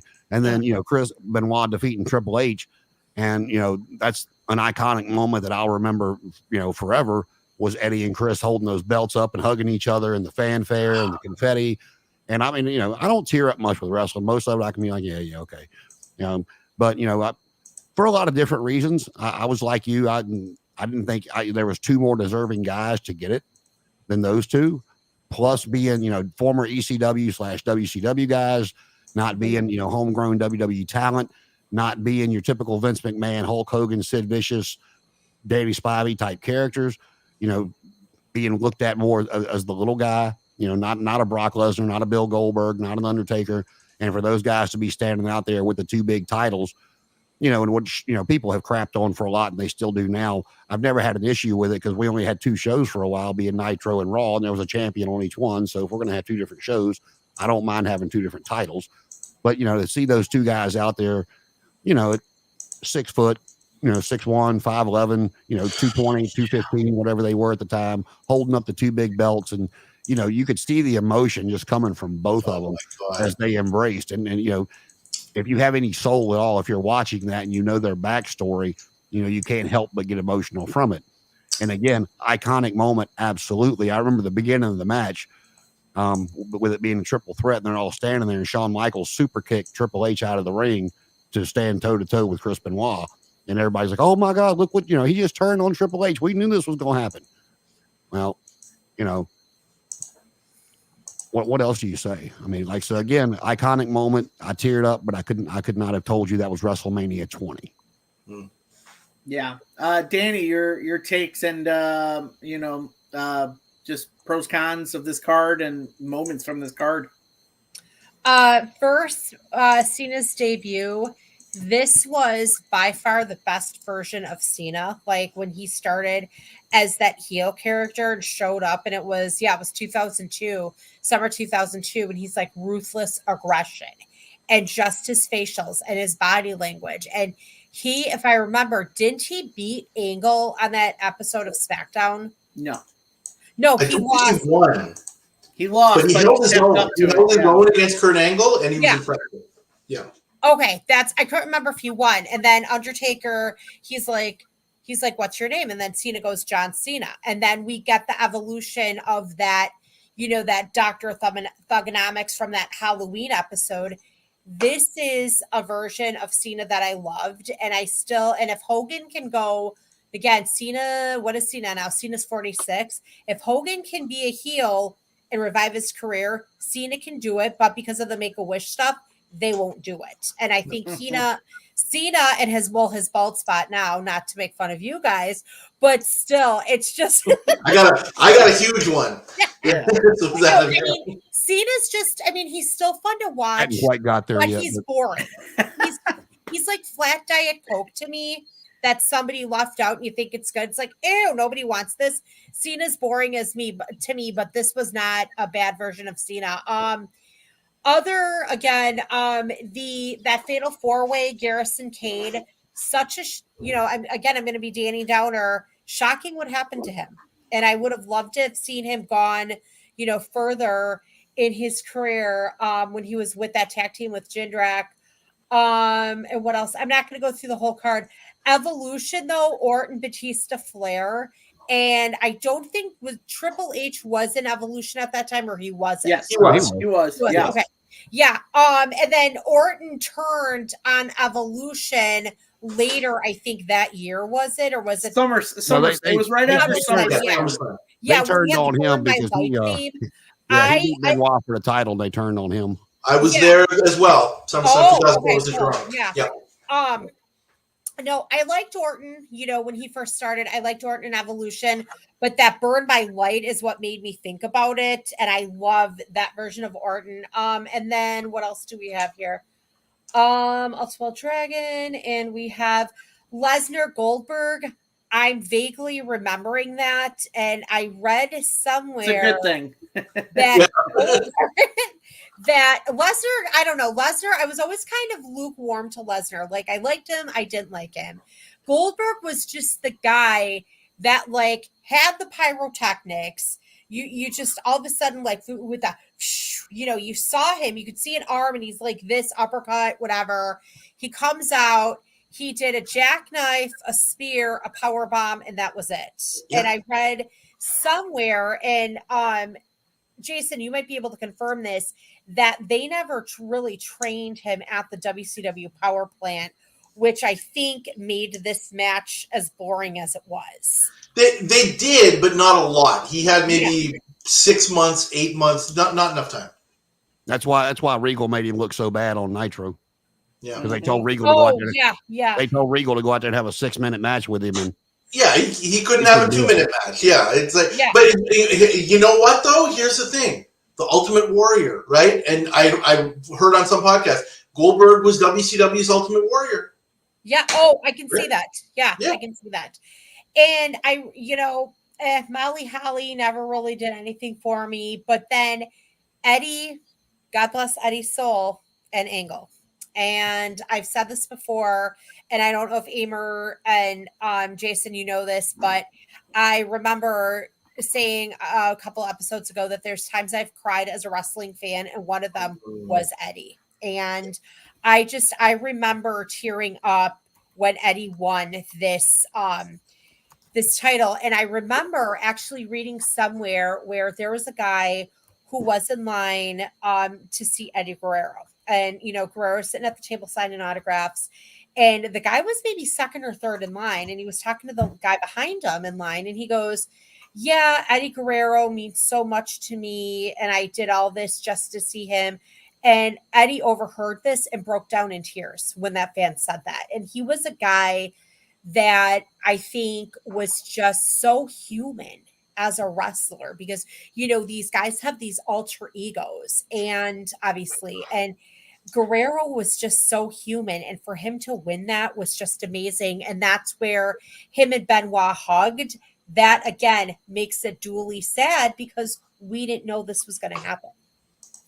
Eddie had been through a lot of ups and downs to get back into this position he was. So he definitely related a lot to the fans when they would come talk to him.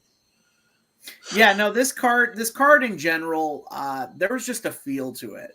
The fact that it was back at Madison Square Garden, where it took place 20 years before, and obviously 20 years now. It's crazy to think we're talking about WrestleMania 20 when it was 20 years ago now.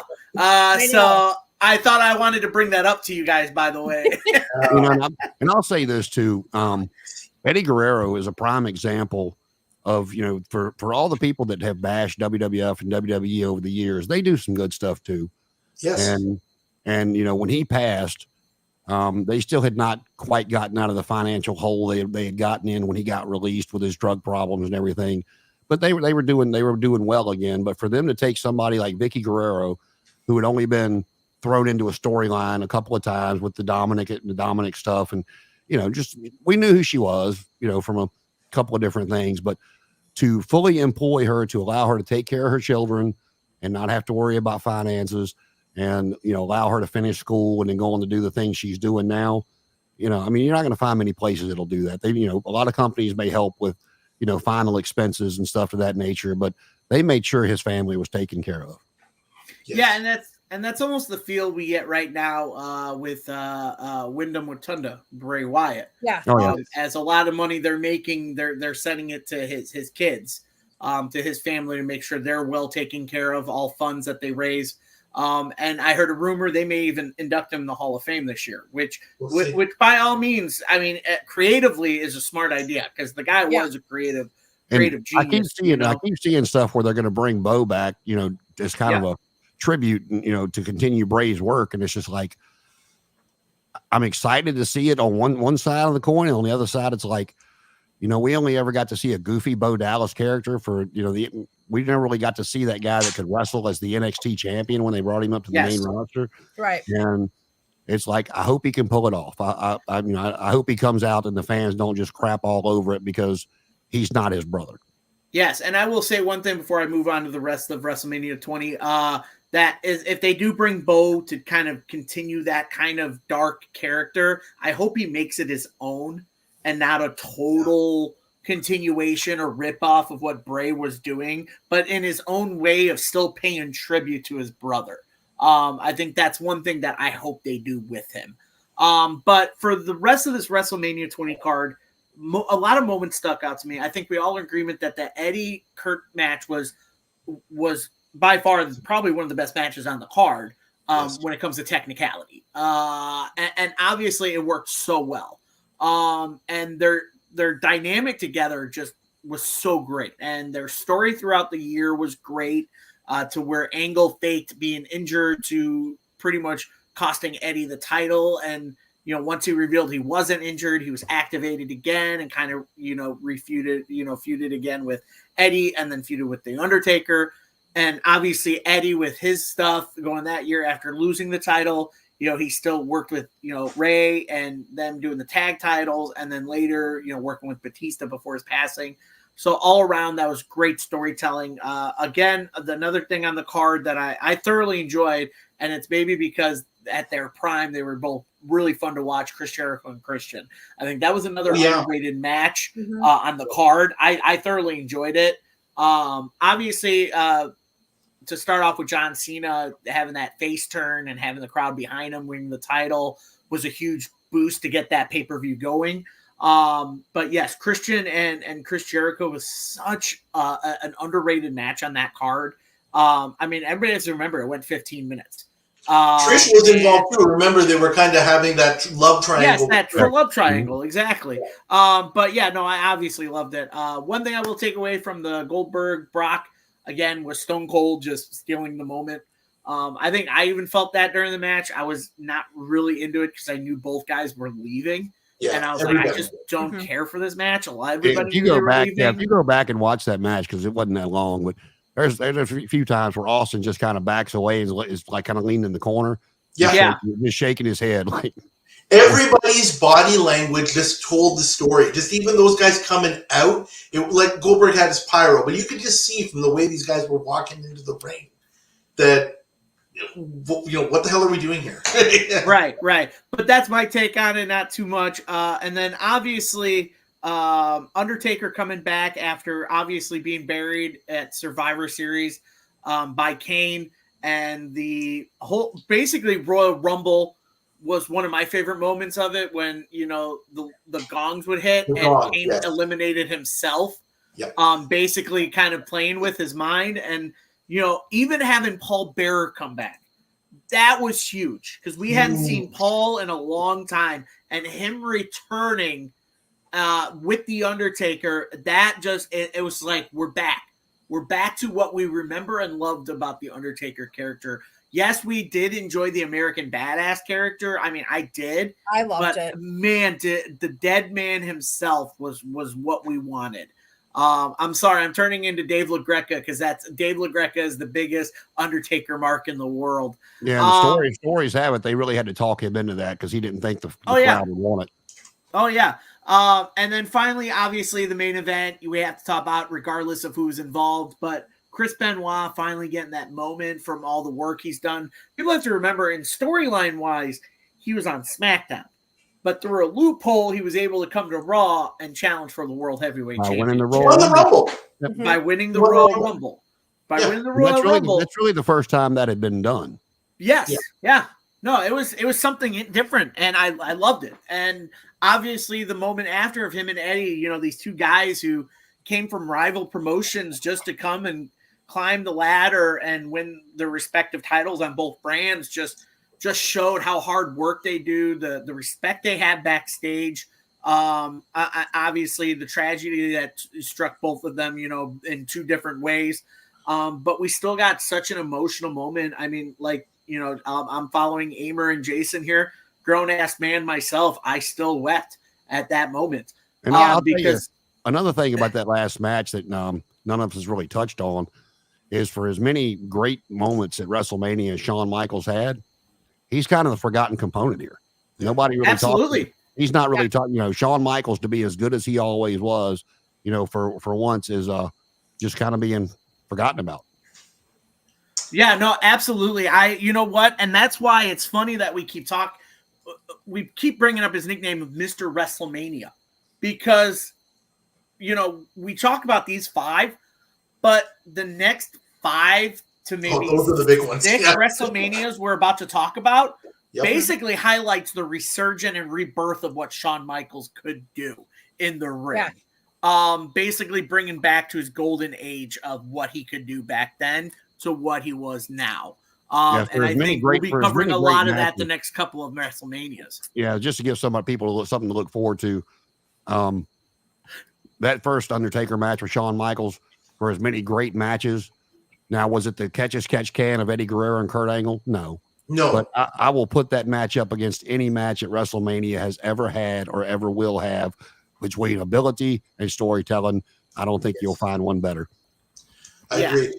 There is, if somebody has the patience for it, if you have 5 hours, there is a great YouTube video by Adam Pattini. I can't remember it's a UK website where they do a lot of wrestling stuff. But from a few years ago, he ranked every WrestleMania match. Like, there were 363 of them. I think this was after WrestleMania 36 or 37. And not to say too much about it, but both of those matches are right up there at the top. So is like Brett and Austin, and so is this 3-way match. And I'd love to talk about that sometime. But yeah, just again, psychology.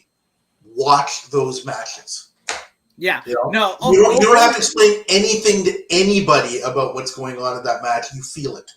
Right. And obviously WrestleMania 20 for me was peak ruthless aggression right there. Well, I mean, basically what they wanted it to be, and that card had all of it.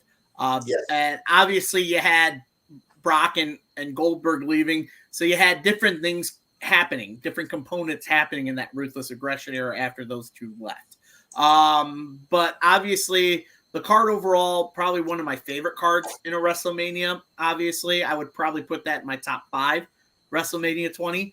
But overall, I think all 5 WrestleManias we covered tonight pretty much, gave you the glimpse of what transition looks like in professional wrestling, especially WWE in their eras.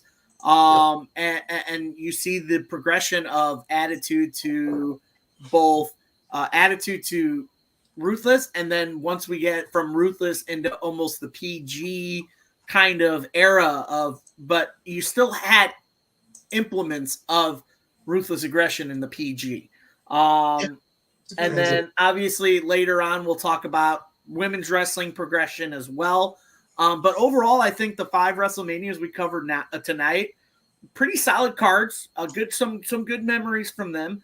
Go around the horns, get our final thoughts before we sign off here. Amer, any final thoughts on these 5 WrestleManias we covered? It's a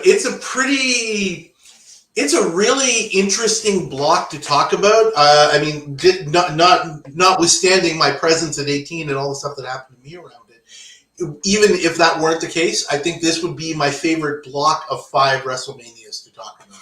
Because you're right, there's a lot of meat on the bone from exactly that perspective of transitions and how things change and how quickly they change. If you think about that, it was only 5 years, and a lot was very, very different.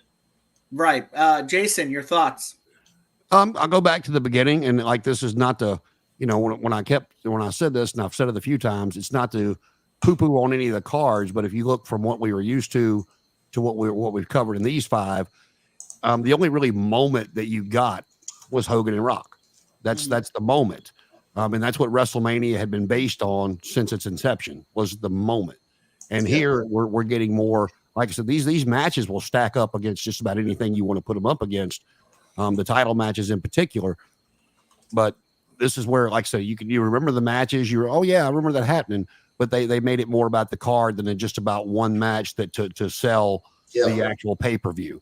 And the event, not just the matches. Right. This was more about the matches opposed to just, hey, it's WrestleMania, and they're kind of going back and forth right now, in my opinion, on what they're doing. You've got some matches they advertise, but again, like you said, WrestleMania tickets go on sale, and it could be, the gobbledygooker making his return for the main event, and it's still going to sell out. That's just that's the age we live in right now. We need the Shockmaster back. Yes. Like I said, again, I mean, the cards were great. The matches will stack up. It's just you don't have that moment to where you could go, oh yeah, Hogan and Warrior were WrestleMania 6, or you get what you get what I mean with that. Right, Danny, your final thoughts on these 5 WrestleManias we covered? I'm sitting here and I'm just remembering these 5, and then I'm thinking 1 through 5, and then 6 through 10, and just how within like those first like couple years of WrestleMania, how it was cartoonish, but now it just got to be real. It was like real, and it was more emotional, it was more dramatic, and it was almost based on real life, and it was more soap opera-ish. And a lot of people have asked me, well, pro wrestling, it's like an athletic soap opera with superhero characters. So whenever we've got like superhero day at school, I always wore a CM Punk shirt. I wore I wore my AEW shirt. So those are kind of those are just like my version of superheroes, because that's what they are. They're like real larger than life. And I think that just these 5 that we covered just made it more real. It made it intense, and it did away with more of that adult theme reality show type things that you wouldn't see back in the 80s. Right, brother.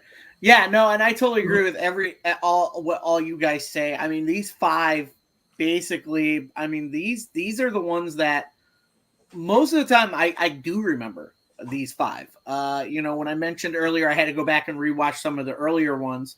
But I remember everything after 13.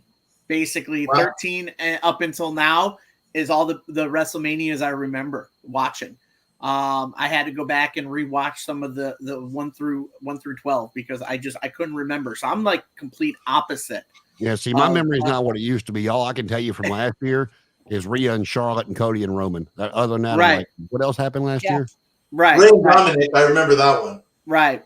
But yeah, no, like I said, I think moving forward, we're getting to that age of change in WWE with these WrestleManias. We'll see certain, wrestlers on these cards that kind of were there from earlier, but kind of start fading out, and you start seeing new stars born on the WrestleMania card. But as for tonight, I think excellent points all around from all these cards. I do appreciate all you guys coming on and talking these cards with me. This has been a really fun, pretty much run for me with the Talking Elite and just trying to get WrestleMania season going. And I know it's a lot of WrestleMania to take in, but I mean, there's a lot of them. It is. We have to. I mean, we have to talk about it. And I want to put this out there real quick before we finish up. I know we're geared towards AEW because we're the All Elite zone, but we have to talk about WWE, and we have to talk about TNA, and we have to talk about CMLL. We have to talk about New Japan, because this is all pro wrestling all in one bowl. Yep. And we have to include everything in it, and that includes history of it. We talk about, when day one of All Elite happened, when All Elite Wrestling happened, this and this. Well, we also have to go back to the day of WrestleMania, and that's a big event going on in pro wrestling. So I took a chance and wanted to do this, and I'm glad you guys wanted to jump in and talk about this, because this is kind of nostalgia for us. I mean, especially during the 90s, early 2000s, when we had the Monday Night Wars, kind of seeing a resurgence of it now with AEW and WWE. Hell, even TNA is starting to put on some good matches, and they're starting to work some stuff. But yeah, I put it on a channel I could get. Yeah, exactly. But I am glad we were able to discuss all this. I do want to thank everybody. I want to thank Amer, Danny, Jason. Thank you guys for joining me tonight. Thank everybody in the comments, Mike, Jesse, Jason, all you guys. Thank you guys for commenting. You guys can keep commenting about anything you guys want to talk about. We are here every Thursday talking Elite. Join us on Fridays. We have live reaction to Rampage. Saturdays, we usually have live reaction to Collision. Sunday, we are probably looking into doing a live reaction to Revolution. AEW Connor and I'll send you pictures. Sunday. Yep. Right. Yeah, Connor. Yeah, be on your cell phones. Oh my God. So we'll be trying to get that. Wednesdays, we have live reactions to Dynamite, so make sure you guys check those out. I think we're still doing the AEW gaming, so make sure you guys check those videos out. We have interviews with pro wrestlers. Obviously, we have a new one coming up. I'll announce it tonight. If you haven't heard, March 13th, we're going to have two-time Cruiserweight champion, former ECW, WCW wrestler, Juventud Guerrero. I'm very excited for that one. Very excited for that interview. Again, I want to thank everybody for joining us tonight. And if there's nothing else, as always, to you guys, good night. Well, before we get out of here,